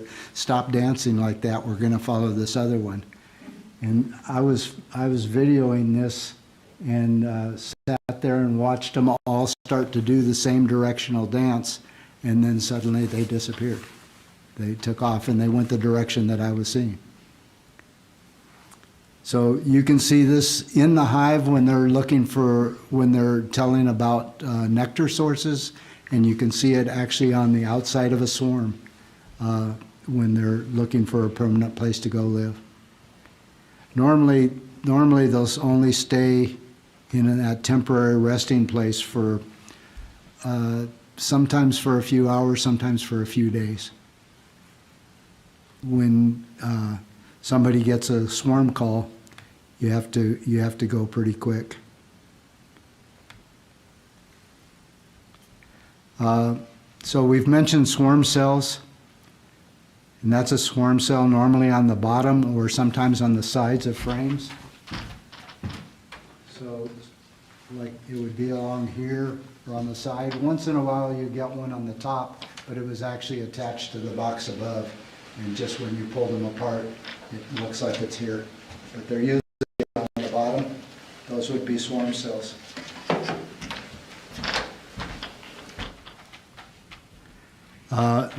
There's a couple other types of queen cells.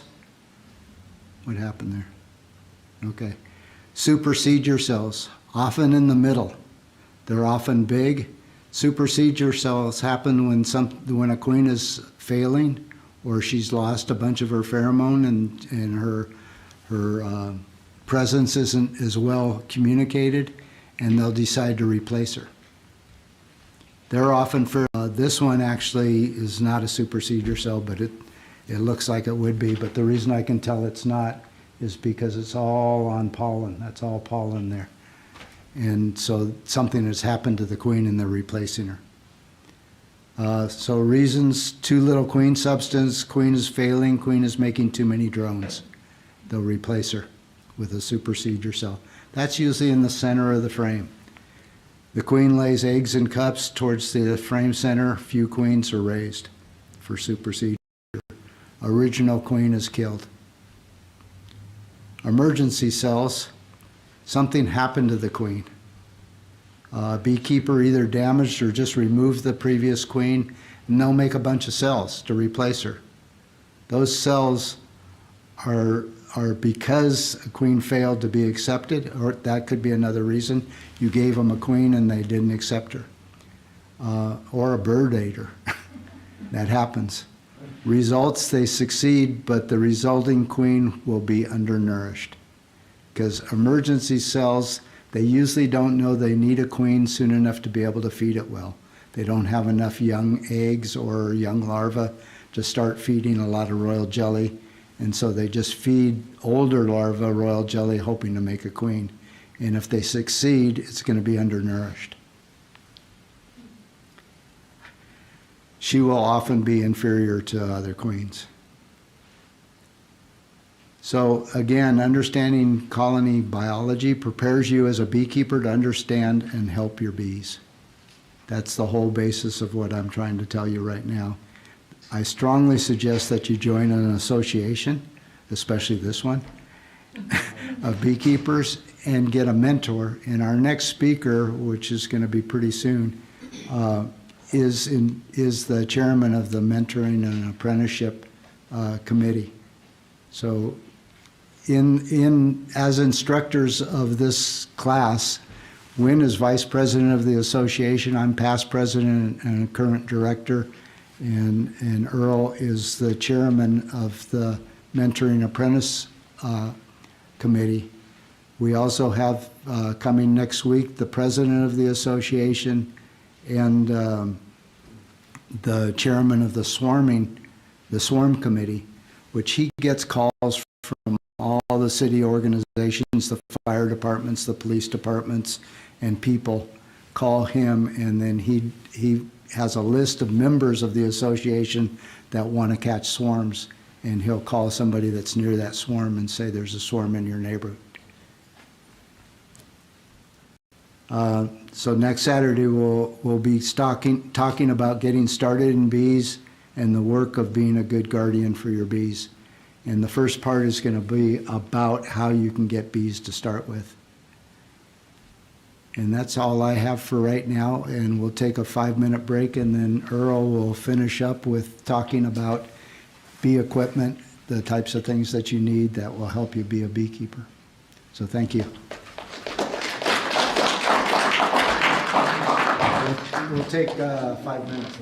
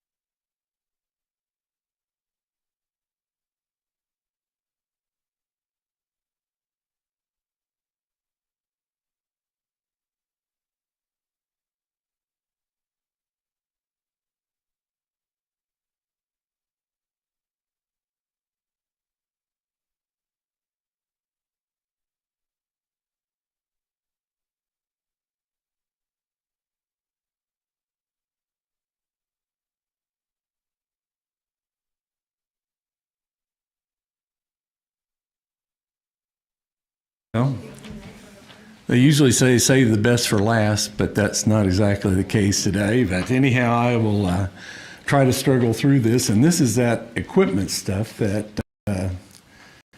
every profession or hobby has its group of things that are particular, and people are trying to learn, and they get kind of overwhelmed. What's a super, or what's a deep, or what's, this? And so I'm going to kind of take you through the basic equipment of beekeeping.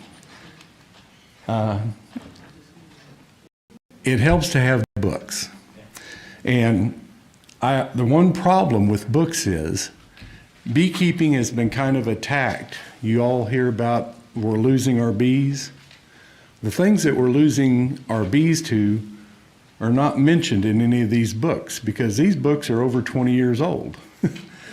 And we have the thing that you call the varroa mite, won't be covered in these. You have the thing called the small hive beetle, will not be covered in these.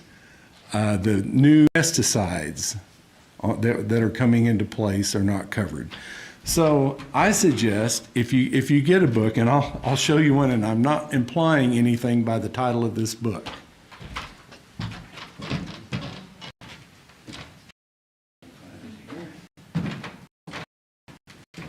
This is the book that I use.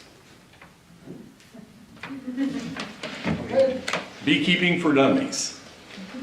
And that's simply because it's very simple. It covers all the topics. It's got lots of really good close-up pictures.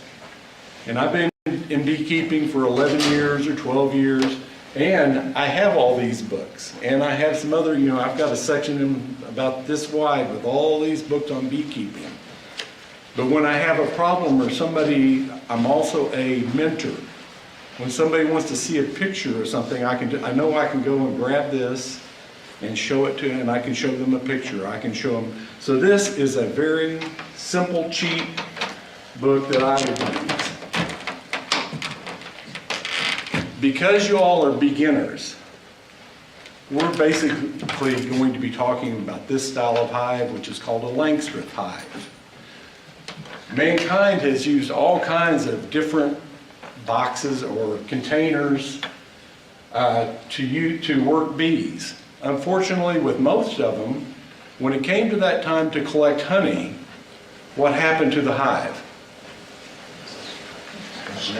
They destroyed the frames, the hive itself, you destroyed to collect the honey. And the bees got to start over again. He came up with the idea of bee space that they were talking about, which says that they have to have 3/8 of an inch. So you come up with something where you have frames like this, and the bees can go in between. They can go inside right through here. They go up in the frames. But when we want to collect honey, we can just take it apart, take off the part that we need, put it back together, and give the bees back their hive. So we don't destroy anything by doing with this method. So the Langstroth hive down here is what we're probably going to be doing most of our talking about. My father-in-law used to keep his in an old log, like where you cut it off and they had an inch. But again, you had to destroy the hive. And back then, he didn't have this type of equipment. So what were you doing when you harvested the honey? Was getting a lot of stings. By the way, if anybody in here is severely allergic to bees, you should choose another hobby. And I say that with all truth that if you're going to be in beekeeping, you will get stung. It's a fact of life. I can pretty well count, that during the course of the year, I'm going to get stung 10, 15 times. If I do something not very smart, I may get 10 of those at the same setting, if you pick up your boxes while you're working them, and there are people that work without gloves, and with all confidence in it, but I'm kind of clumsy, and I may pull my box over and drop it instead of setting it down gently. What do you think happens when I drop the box? Bees get excited, and they start flying around. And just like you were talking about, I think here a second ago, when a bee stings you right here, it releases that pheromone. It smells kind of like bananas. And it tells every other bee stinging right there, you know, and all of a sudden you'll have a whole group of them. And what should you do if you're being stung by bees? I'm a teacher. I'm used to it forward and backwards or whatever. You know, that's what you run, right? And there's this old thing that said, you know, a John Deere tractor will not outrun a bee. You know, if you run over and hit the bees, you can't outrun them in a John Deere. I can outrun them. And I'm a fat old man, but I can outrun bees. And what you do, you run into a shaded area, especially a garage or inside, and the bees will stop at the door. It's pretty neat, you know, unless they're on your equipment, on your clothing, they'll stop right there. But anyhow, this is the style of hive called the Langston hive. And it's made up of all these different parts. And each part has its purpose. If you notice, we have the outer cover, which is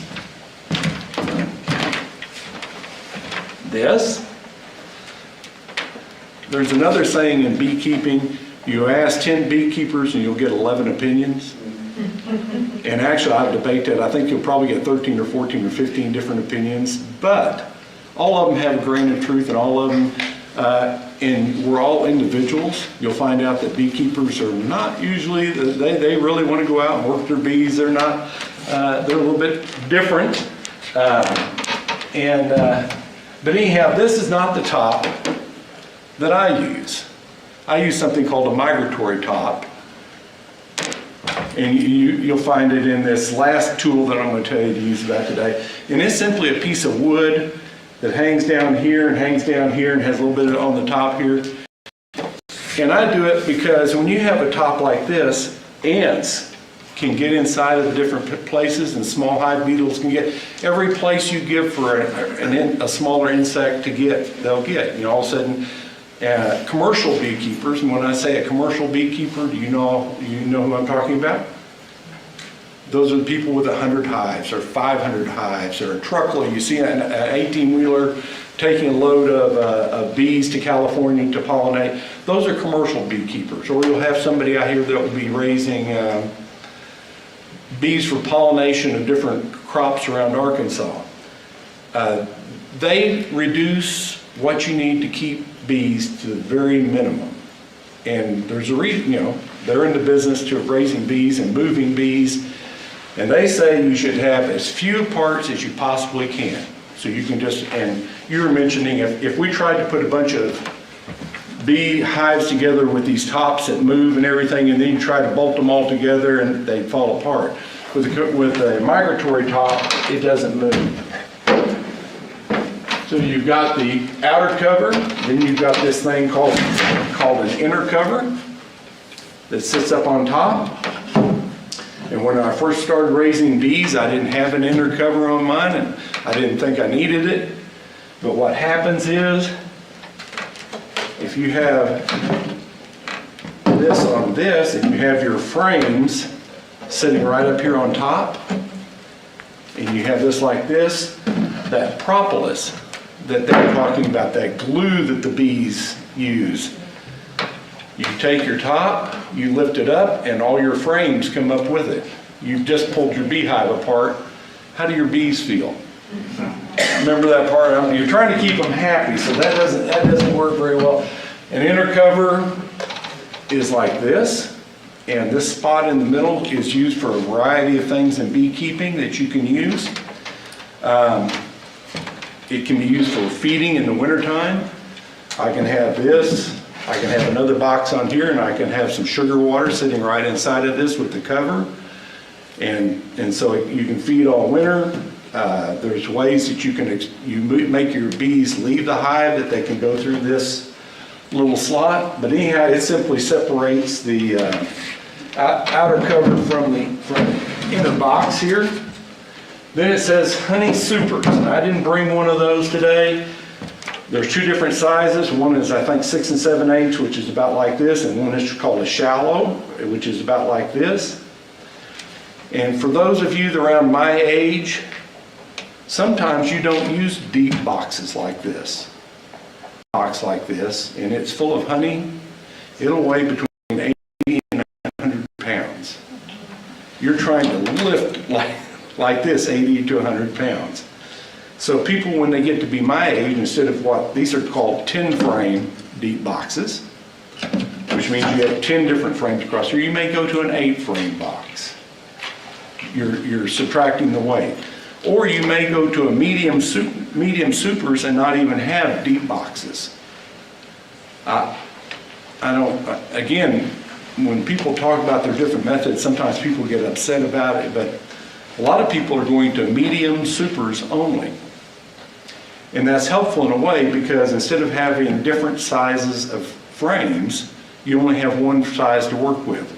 Now, I've gone out to work my hives and I have a deep box like this, but I notice the only frames I have open to replace in there are my mediums. So I'll put a medium in here. What do you think the bees do when you put a medium frame that comes to about here into a box, into a deep box? They keep on building. This thing here will have this much. They'll build new comb onto the bottom of it, but then you can't set that down because it doesn't have so it creates all kinds of problems. It's really handy if all of your frames are the same size that you're working with. Okay, so the supers are primarily for honey storage. These deep boxes are what the bees live in. This is typically in the winter, this is what we keep our bees in. We'll have one or two deep boxes for them. That will include all the honey that they're going to have throughout the winter. And then the supers come about when you're wanting to start making honey. You put on, and if you notice the next thing down there is called a queen excluder. So I put a queen excluder on, which, I've got a little pointer going, which is this thing right here, and it has slots. And those slots are a little bit too thin for a queen to go through. The other bees can go back and forth no problem, but the queen can't get through. So what you're doing, the queen will stay here and she can't go up. The bees have run out of room down below to put honey, so they go up into your supers. You really don't want the queen up in the supers because if she's laying eggs, when you harvest your honey, you're harvesting the eggs. You want nothing but honey up in that upper part, and that's the reason you use a queen excluder. You keep her out of that area. The hive bodies, and like I said, there's usually 2 deeps. That's the standard. If you're going to, I have a lot of hives that have 1 deep right now, and then one super up on top to get them through the winter. Typically here in Arkansas, 1 deep box full of honey will get you through the winter. There's something that happens too. If we have a winter like a lot of our winters here lately that we really haven't had a winter, that's hard. The bees use more honey than they do in a cold winter. Because what they're doing, on those warm days, those bees are coming out and they're flying all around, and what do they find to eat? So they're burning all this energy out there, and they come back in and say, boy, I burned up a lot of energy, and they eat. So you have to have more honey to get them through a really mild winter than you would a hard winter. In a hard winter, like what they're having up north, they just stay there and they just move around that ball, moves around the hive, moves around the honey sources until they get through the winter. We go to the bottom board, and we've got basically 2 different kinds of bottom boards. We'll have a solid bottom board, which is just a piece of wood through here, and then we'll have a screened bottom board. And this is what Ed was talking about, that I leave these open all winter. And what he said too about, a lot of people think, well, I've got a hive here and I want to keep my bees warm in the winter, so I'm going to put all kinds of insulation around it. I'm going to seal that thing up like crazy. The bees work to keep the ball of bees warm. They're not trying to heat the hive. They're not wasting their energy heating the hive. They just keep that ball. And what this does, remember I was talking about varroa mites? When the varroa sometimes falls off the bees as they're working, the varroa can fall through this and on down to the ground. And you gotta remember, these are little things. If they're in the hive and they fall to the board on the bottom, they just get on the next bee that comes by. With a screen bottom, it falls all the way through to the ground. I mean, it's just it's a method of control that we're trying to work. Varroas have done a lot of damage to the bees. In fact, they've about convinced me to quit every so often when I have 3 or 4 good hives going into winter, and come spring I have none. You know, it's one of those that I have to weigh, and I'm not going to get into this today. Beekeepers, it's a controversial thing whether you treat bees for varroa, use chemicals, use whatever, or not.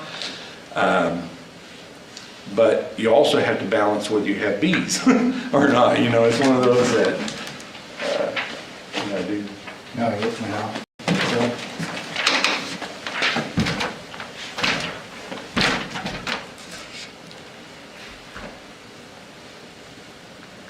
Okay.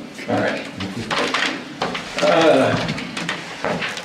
This one is a base, and I build all my equipment. I'm an ex-shop teacher, is what I started out teaching. And so anyhow, and bee equipment is really simple to build. Everything except frames. I don't know if you can see all the different cuts that they have where these things all slide together, and there's like a dozen different cuts on this, and I can buy it for $1 or $1.50, and then put them together. But my base also has the landing area. This is where the bees this is where the bees would come in and land. A lot of times on these they're sloped, and that just keeps the rain from running up into your hive, especially if you have a solid board at the bottom of it. This is usually placed either on concrete blocks or up on a small stand. Make sure that your stand is not tall like this, because once you put a base on it, and then you start putting a deep on it and another deep on, and then you got your supers up here, and you're going to go out and work them, and you're working your bees like this instead of like this. You know, it's one of those that you have to weigh in the fact that whether or not I really like, you had the swimming pool that you laid on the ground. It kind of that way you can see where the ants are coming into your hive and stuff. You can, or in my case, I have a lot of, if you put them over grass, I'm on a farm, you come out in 3 weeks and the grass will be up to the base of your, you know, and then you got to get out there with a weed eater around your hives. And bees have a tendency to get excited when they hear something going, you know, and really, so you've got putting down plastic is a good method. Putting down tar paper is a good method. You know, I've seen people put down gravel, you know, put it and just gravel the area underneath their hives. But the typical way is setting them up on concrete blocks. You know, that's a cheap, easy. It takes about four concrete blocks per hive.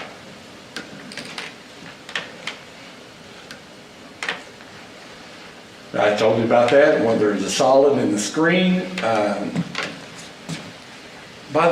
if any of you are in construction or know anybody in construction, if you can get 1x material, and that is the 1 inch thick, it's actually 3/4 of an inch, they call it 1x. That's what almost all this is made out of. If you can, a modern construction site will have tons of this stuff they throw away. You can make all, if you can get the 1x material. So like the bottom board is made out of 1x material. Plastics are available for most everything. In fact, I brought, this is a solid plastic frame. You can buy a plastic piece that goes in the middle of this instead of using a natural wax center. So plastic can be substituted for this. The bees have a tendency not to accept it as quickly, but if you put some beeswax on it, they love it. You know, so it's one of those. And a lot of us have used beeswax for foundation for this part here. But plastic is starting to overtake that. It just lasts forever. It's easy to work. It's easy to clean. You put this in an extractor, and if there's any holes in it, you know, where the extractors where you spin your honey out, if there's any holes or defects in it, a lot of times the natural wax ones will come apart, whereas the plastic ones won't. So anyhow, as a beekeeper, you get to make lots of decisions on what type of beekeeper you're going to be, whether you're going to be one of those that uses chemicals or not, whether you're going to use plastics or not, what type of bees you're going to use. You heard him talk about species of bees. What I like, and a lot of people like here, are called Arkansas bees. In other words, you take any kind of bee in the world and you bring it here, and after 2 or 3 generations, is it still that same species? They've mated with the drones from other bees around your neighborhood, and if they survive, I call them Arkansas bees after 2 or 3 generations, which means they're used to the conditions we have in this area. Those are the type of bees I'd like to have. Just your local bees that have adapted to, they may be Italians or they may be Russians originally, but after 2 or 3 generations, they're just like Americans. We're all mixtures, you know, but they have survived in our environment. The screen bottom board, which I gave you an example here, provides more ventilation, which is great in the summertime. Can you imagine being inside of a closed wooden box with the sun beating down on you and everything? It gets really hot. Well, if you can add that much insulation, that gives that much more room for air to move through your hive and everything. So I think they really help for ventilation in the summertime. And they really help for pest controls. Also allows this thing called the Freeman beetle trap. I don't know if you've heard of the small hive beetle. They used to not be a problem at all. I think they're up there with the varroa mite as far as putting people out of business. They go into your hive and they will lay their eggs in their honey, and then next thing you know, you smell something and it's your honey fermenting, where they have gone to the bathroom, and all of a sudden but a gentleman by the name of Freeman, I believe he's from Arkansas, is that right? He just passed away about 2 months ago. If you see, I have a little slot cut right here, and you slide a tray in all the way to the front, and you put in some vegetable oil and a little bit of apple cider vinegar. And these beetles, they smell that down there, and they go through the screen and they get in the oil, and guess what? They can't get out. And they die down in there, and that's one of the best. No pesticides, no chemicals, no, you know what I'm saying, but they're pretty hard to get out of your hive once they get started. So anyhow, that's one of the things that you'll have to deal with. And I'm not trying to discourage you. I got into beekeeping because I wanted to help the bees. You know, not for honey or whatever. But after several years where I lost all my hives, and I thought, am I helping? You know, one of those.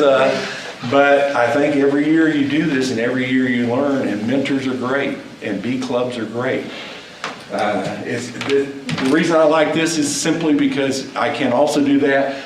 And also, if you want to count how many varroa mite your hive has in it, you have to have that area where you can slide what they call a sticky board, which is like those campaign signs that everybody has out, those plastic that are about 1/8 of an inch. You put a little Vaseline on that, you slide it in there, and then after a day or 2 or 3 days, you pull it out and you count how many varroa on there, and that's how you know if you actually have a varroa mite problem. So anyhow, that little slot in there, and you couldn't do that with a solid bottom board because there's nothing to fall through.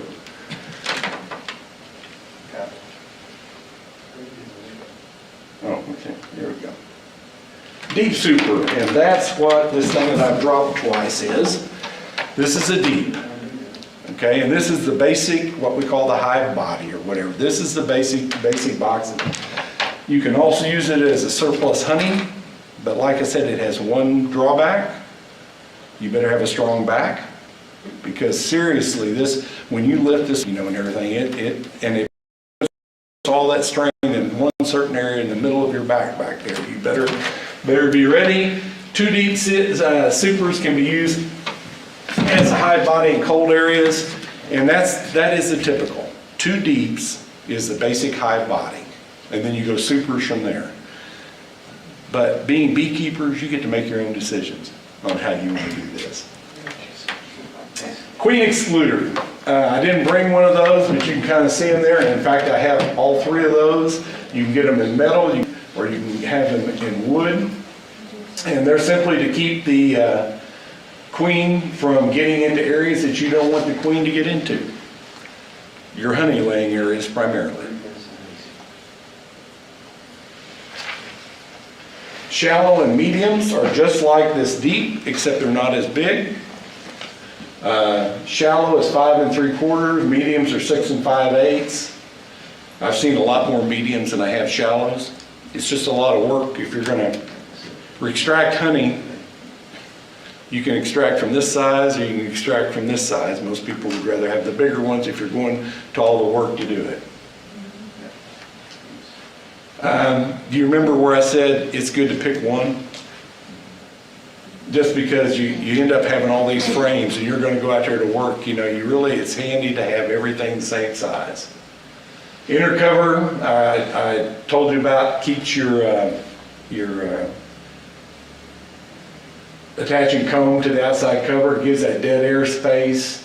It allows you to do a lot of things in your hive. Now, with my migratory cover that I use, I don't have an inner cover.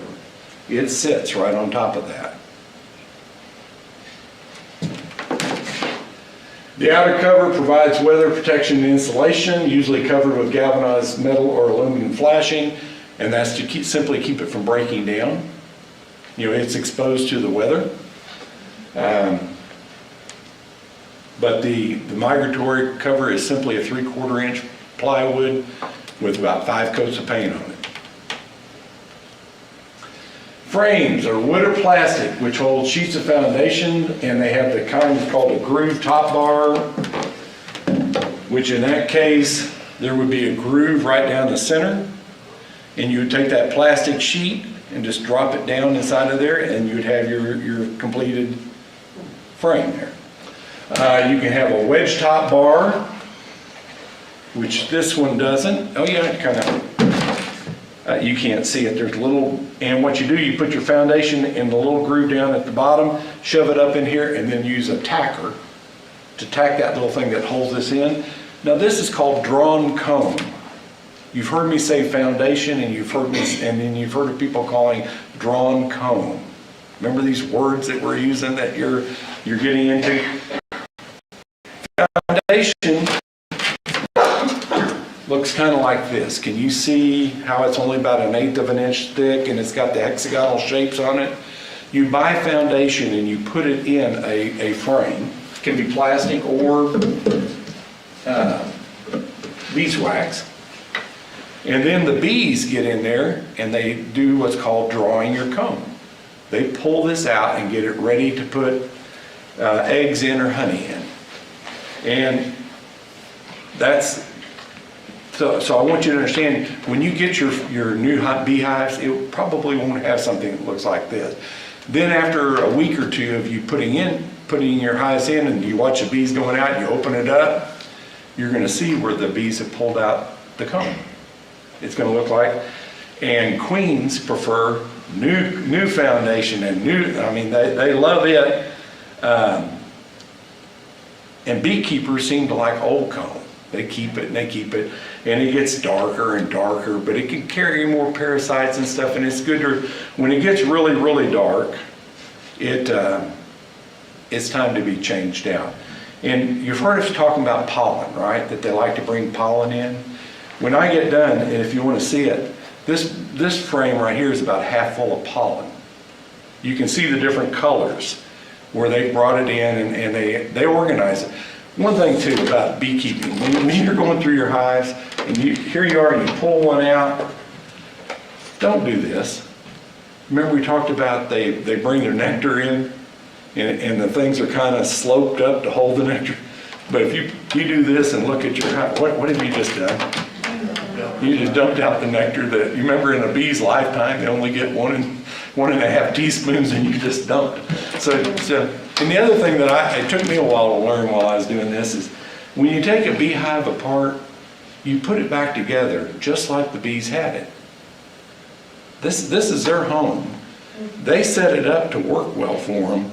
Unless you have a really good reason to move a frame from one side to the other, or to, unless you're doing something for a purpose, put it back together the way the bees have it. It just makes sense. If somebody comes to your house and destroys it, you'd like them to put it back so you could kind of use it and stuff. Anyhow, they have a method. They know where they want their honey to go. They know where they want their pollen to go. They know where they want their brood to go. So just put it back together the way you would. Okay.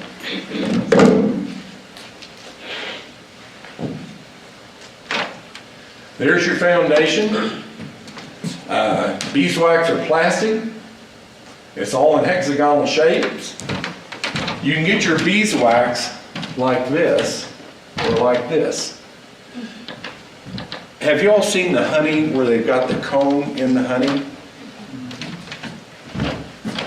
You get this kind because it's hard to cut when you got steel wires running through it and stuff.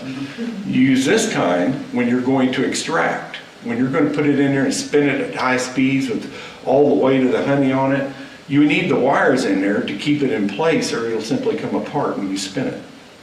Okay? This is a plastic, which you don't have to worry about. Once it's in, it is a solid piece of plastic. You just cut the comb off of it, the outside comb, and spin it, put it back. This lasts forever. That can have a lot of problems over the years. It's just, and it's roughly the same cost. So, anyhow, you get to make a decision. All right. Crimp wire is that one I just showed you that had the wire run through it. Wax is the one that's just made out of beeswax. Plastic is waxed or unwaxed, and it doesn't really matter. When you buy plastic, they'll say it's waxed, but your bees will say, no, it's not. They will say no, and if they have some, they may even, if you have wax frames in there and plastic frames, they may go cut up some of your wax frames, and typically, if you buy plastic frames, you should also buy some beeswax. And just put it on there, and so the bees have something to work with. It'll speed things up, it'll help you in the end. Duragilt is wax bonded to a plastic core with reinforced ends. But anyhow, you'll get to make a decision here. What type of, now if you're going to put wax in your honey, then you're going to get the regular wax. But if you're going to spin it out, and I've got to admit, I have used crimped wire for almost all the time that I've been, but I'm kind of changing to the plastic just simply because of the ease of working with it. Oh, you've seen these things. And I decided to bring them this way rather than wash them and stuff, because as you work with bees, guess what's going to happen? You're going to get dirty. You're going to get sticky. I had a new pair of gloves, but your gloves will end up looking like this. It's just a part of working with bees.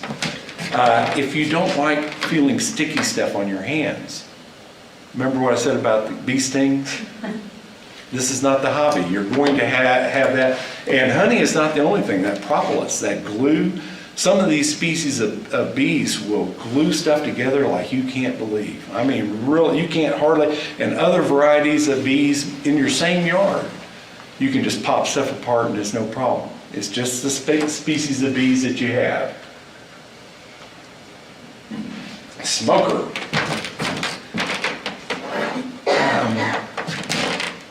A lot of people think that bees' eyesight is their big medium of dealing with the world. But I think the smell is really what the bees use for plant identification, and I know they've got the ultraviolet and stuff, but I think smell works. We've already talked about smell being how they know what hive own. I've talked about the smell when they sting you, or the alert sound. What smoking does, it kills that. And remember, bees have lived in trees for thousands, maybe millions of years, and they have an association that when they smell smoke, what happens? Fire. Their house is going to burn up. So your house is going to burn up. You know it's going to happen in the next few minutes. So the bee says, oh, I'm going to go fill my stomach up with honey and get ready to get out of here and lose all. And they said, the thought about defending the hive kind of goes to the back of the brain. You know, there. So when you smoke a hive, you're not trying to kill them with smoking. You're trying to just hit them with a few puffs of it. And that gives them the signal that they need to go eat some honey. The inside of the smoker, you can see I've used pine needles. This is what I use. I'll give you a hint too. On a dry day, go fill you up a 5-gallon bucket full of pine needles. Put it in your garage. And then you don't have to worry about what you need to fill your beehive next time you want to work bees. If you put that 5-gallon thing of pine needles in your garage in the dry, you've got enough to work the next 10 times that you're going to work. But if you don't, you want to work your bees and it'll be wet outside. You won't have any fuel for it. Anyhow, what you do, this is very simple. It pulls air through here into the base of this and comes out the top. You need to get a fire going in the bottom. Then you cram it full of whatever fuel it is that you're going to use. You put the lid back on it, you puff it 2 or 3 times and get it go 2, 3, 4, 5 times, get it going, and it lasts all day. Now that's the dream world. And I'm right on that too. I mean, it's a very frustrating thing. You think you've got your smoker going, you get out there and you start working your bees, and all of a sudden your smoker is not smoking anymore, and the bees are wanting to talk to you. You know, and you really want to, but what I just described is the best way I know. Is, in fact, you have to get a fire going down the bottom of it, then you fill it completely full and get it going again, puff it and make sure it's got that glow. You puff right in the front door of your hive, right in this little slot where the bees come in. The good thing about a screen bottom is I can go right up underneath and puff and it goes right up in the hive. And then you would also go over and lift the lid, give it 2 or 3 puffs inside of there, step back for 20 or 30 seconds. Let them get the idea that smoke's happening, get settled down, get there, and then go ahead and work your hive. And it says this, but this I think is another basic tool that you should have. If you're working in the summertime and the grass is dry and you set this down beside your hive, you got a good chance of setting the grass on fire. When you're done and this thing you think has gone out, and you go over and say, well, I'll set it there in the garage, or I'll set it. I don't know how many times I've had trouble all day getting this thing to work. And you set it down and you come out 15, 20 minutes later and it's smoking like crazy, you know, everything. If you drive like I do from several hives, you put it in the back of your truck, you really don't want a hot smoker in the back of your truck, you know, that. And there have been people that have been driving down the highways between apiaries, you know, people have been, you know, they see all the smoke rolling out of the back of your truck and they really think, oh, yeah. So anyhow, I think that you should have a metal bucket to be able to put it around in. Common fuels, pine straw, cedar chips, wood pellets, cotton lint. The best one for me has been pine needles. You will need this. It's called a hive tool. If you notice, it's thinner. You don't need a pry bar, the kind that we use in construction, because they're thicker and they can actually tear up your hive as you're trying. You want something thin that will get right in between. You will need it to get your frames out of the hive. They've been glued in. You will need it sometimes to get the top off, or especially the inner. You will need it to divide the boxes when you get in between. You just about can't work your hive unless you have one of these with you. It also helps to have 2, so when you can't find your first one, you can go get your other one.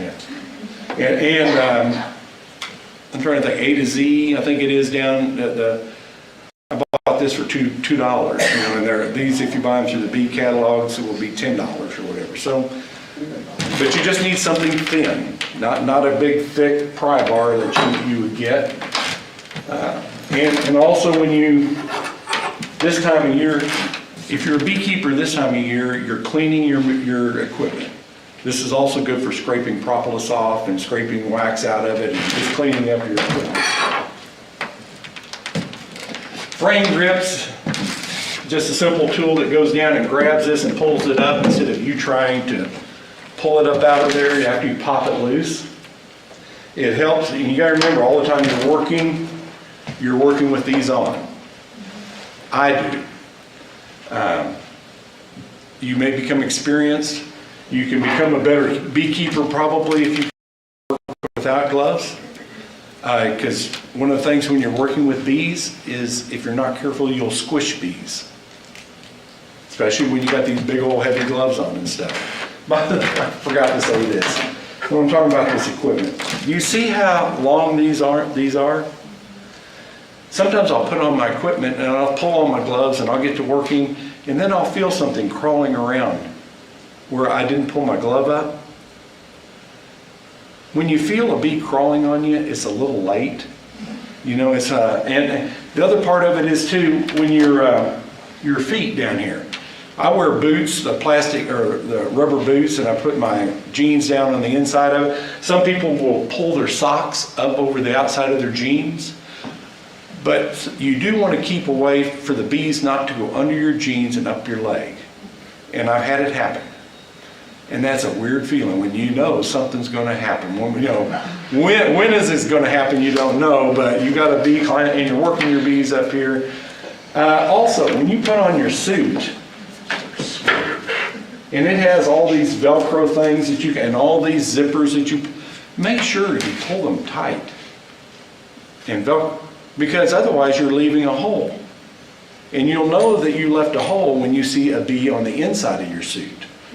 You know, you're working and all of a sudden a bee crawls across here on your face. You know, what I'm saying is there's a purpose for all that stuff. Make sure you use it. It has things that will actually keep them from getting in the position. Go ahead and take your time and put it on correctly while you're doing it.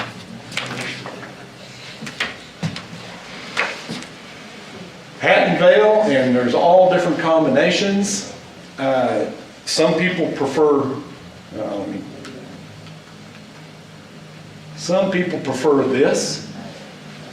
It allows you to turn and see in almost every direction while you're doing it. This because it holds the veil out away from your face. It kind of feels like it gives you more protection. When I started beekeeping, I thought I needed this. I mean, I wanted to be protected from head to toe. And there's nothing wrong with that. I can't work in that type anymore because it's so hot and everything to get into it. But you'll have to decide there too what type of equipment you fits the way you want to work with your bees. Gloves are protect your hands, and I think they're very necessary. A lot of people, my equipment here is what they call ventilated or semi-ventilated. Can you see how you can see through it? On a hot summer day, it makes one heck of a lot of difference. You can buy gloves that are ventilated from here to here. You'll have to decide whether you want ventilation or not. I can tell you that it's more expensive usually, but I think it's necessary if you're going to work in a hot Arkansas summers here. And as this thing says, many beekeepers prefer not to wear gloves once they gain the experience and the confidence. My wife does not like to wear gloves. She started beekeeping 2 years ago. She retired and I bought her a nuke to get her started, and she loves to get out there and work in it, and she especially wants to take pictures while she's working in the beehive so she can put it on Facebook but I think the only time she's been stung is when she had her gloves off taking her pictures, you know, but a lot of beekeepers love to work their bees without gloves because you have a much better control, much better use, and you're not killing bees while you're working them, but that's a personal decision there too. Feeders, I mentioned one. You can get the feeders that will go up on the inside and that you can feed through the inner cover. You can get this kind of feeder, which simply replaces a frame inside your box. You take out one of your frames and you put in one of these full of sugar water. And thus they eat on the inside of your box. You can get this kind, which goes right in this slot where the bees enter, right here at the front. You can get this type, which sits up on top of this thing, and the bees crawl up in between it, and right in that area, and they can get sugar water out of that slot. Or you can get the bucket method, and you can either put that inside of this, or you can put it out front for the community to use. And the best tool. I added this to your thing, but and I'm very serious. Are you all going to remember what we told you today? But you can go to YouTube. You can say, "What did he say?" Or you can see. I mean, it's wonderful. Not everybody has a mentor. Not everybody can call up and talk and wonder. You can go on YouTube and watch hours and hours of beekeeping stuff, and it shows you exactly. We're planting the seed. YouTube can make it flower or whatever. I'm highly supportive of YouTube and you all being able to actually. I'm a mentor, and I love working with people. I like working with young people. But there's only one of me, and YouTube can cover you all without any. You got a question at 11:30 at night, you can flip on YouTube and find it. So, question and answer? Yep, we got a few minutes. Got a very few minutes. Anybody have a question for any of the three of us? Yes, sir. Does that matter what kind of wood you use to put in boxes? Don't use treated wood. Don't use treated. These are insects, so we don't want to use treated wood that kills insects. And there are some. Ed, you probably answer this better than me. Is cedar okay to use as a? Cedar's okay. Okay, because some people say, "Oh, the smell would," but I really think. Now I'll tell you this. Remember, I'm a woodworker. Yeah. I don't want to use oak. Right. Because it weighs a. So the standard is 3/4 pine. Almost, if you buy from commercial beekeepers, it's almost always pine. Anybody else? I don't want to be the. Yes, Ed, you be the. I have two questions for Mr. Wynn from the first segment. Can you tell me a little bit more about bees and swimming pools? Because I have a swimming pool at my house, and I have a younger son who's terrified of any insect that flies. And so am I gonna have a problem with like bees hanging out in the pool, and my younger one like freaking out because there's bees hanging out in the pool? Okay, the more modern, where is that here?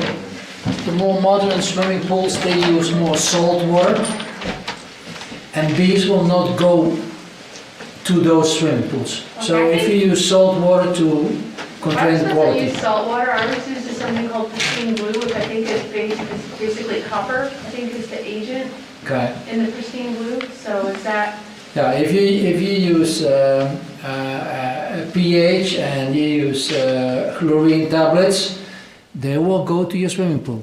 they will? Yes. Okay. And I normally I put in my swimming pool, or in the past, some plastic floating, tools. So they land on that, they drink, and they take off. When you go into your swimming pool and you see bees drowning in the water, you just pick them up with your finger. They will not sting you.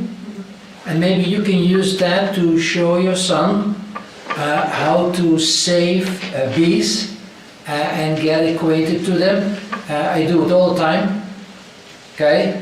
And then you just put them on the side, or you can shake them off and they just fly away.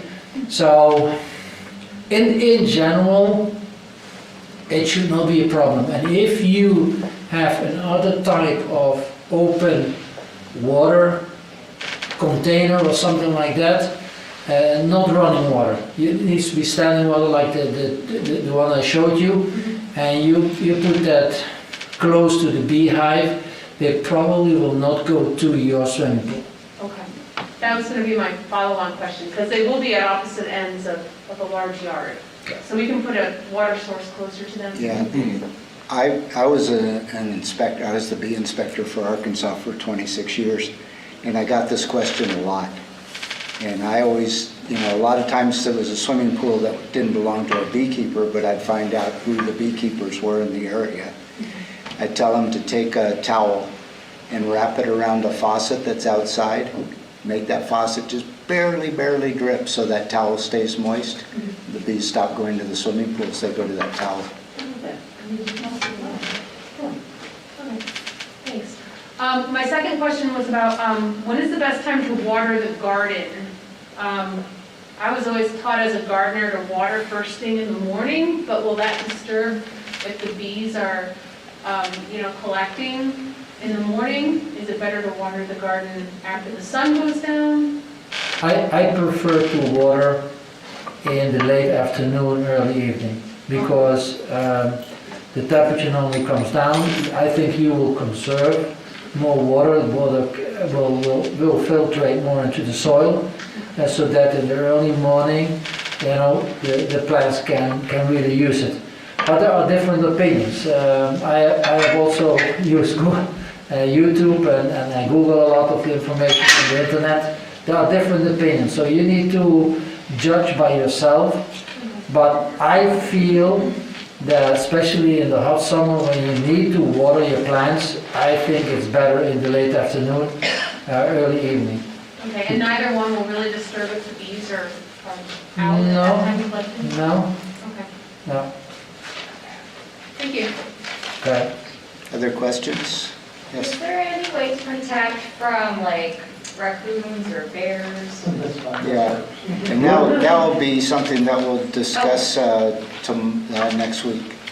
And then what about hummingbird feeders? Do those hinder? Yeah, again, sort of like swimming pools, I always got a lot of questions about bees bothering hummingbird feeders or bothering hummingbirds. And if you just get whoever has the hummingbird, a couple drops of almond oil in the water will keep the bees away. And the hummingbirds don't mind at all. You know what that's telling you when the bees show up at your hummingbird feeder? They're hungry. They're hungry. That's the time when they've gone through, that nectar period when we've got everything out there and then all of a sudden it dries up. That's when they show up at the hummingbird feeder, which means the bees are hungry. And did we answer? Okay, yeah. We lived in Germany when I was little, and I just had a memory of every time we'd go out to like the park and have a Fanta or something, there would be a bee that would just about climb right into the can. I'm not sure I've ever had that happen in the US. Is there a difference between like those German bees and like the ones here, or what's the deal with that? Well, that's a two-part question. The bees, again, are hungry. Okay. In Germany, the soft drinks are made with sugar. Here, they're made with Oh, that corn makes some syrup. sense. Okay. But we still have, one of the injuries that we have here is people will drink and get stung inside the mouth. Well, you're driving From the sweet very tea or same something? thing you're talking about, yeah. County fairs used to call me all the time. They had Really? bee problems because everybody was throwing their cans in the trash, and I just told them to cover the trash. But it's the sugar content, the soda. Yeah. Okay. Oh, that Yeah. makes so much sense. And they're hungry. Yeah, okay, cool, thank you. But bees will go into your trash can when there are no food sources available. Okay. So in the late summer, if you have some pear trees and the pears drop from the tree and they start decomposing, on the floor, and you will get some deer at night. But the bees will also use all the fluid from the pears Okay. and use that as an energy source.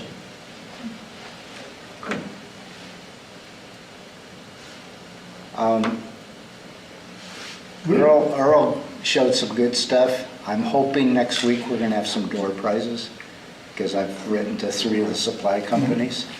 And so some of that stuff's going to be available here. We're also getting catalogs for all this stuff and much more. There should be plenty of catalogs for everybody. There's circulating a list of people that are interested in the association. If you want to learn about the association, we'll put you on our mailing list.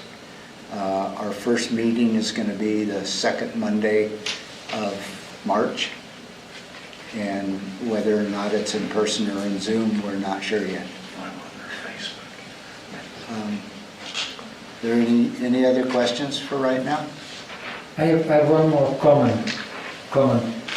Some people have also bird houses, marlin houses on their property, right? Marlins will eat bees.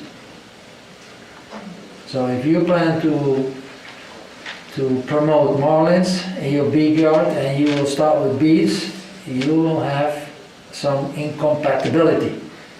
Okay? Be aware of that. You'll be feeding your martins. Yeah. And you had a question, Is yes? there going to be any information on maybe more of like an urban beekeeping setting?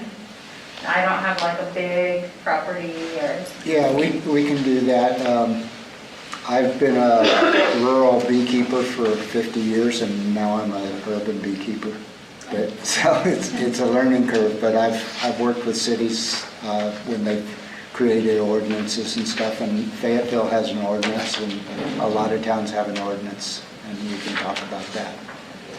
If we don't talk about it next week, we'll try to talk about it the week before, but ask the question if we have it. And something may surprise you, I'm out in the country, and the urban beekeepers will get more honey than I will. Because they have all these neighbors with all these beautiful flowering plants, and they water them all through the summer, you know, and all that during but they also have these neighbors spraying their plants with all these insecticides that kill them. So it's one of these types of things. Yeah. Any other questions for right now? Good job. I hope that we give you a good basis in the science, and next week we're going to talk a lot more about beekeeping, and I hope you can all get here and get the roads all nice and be safe going home.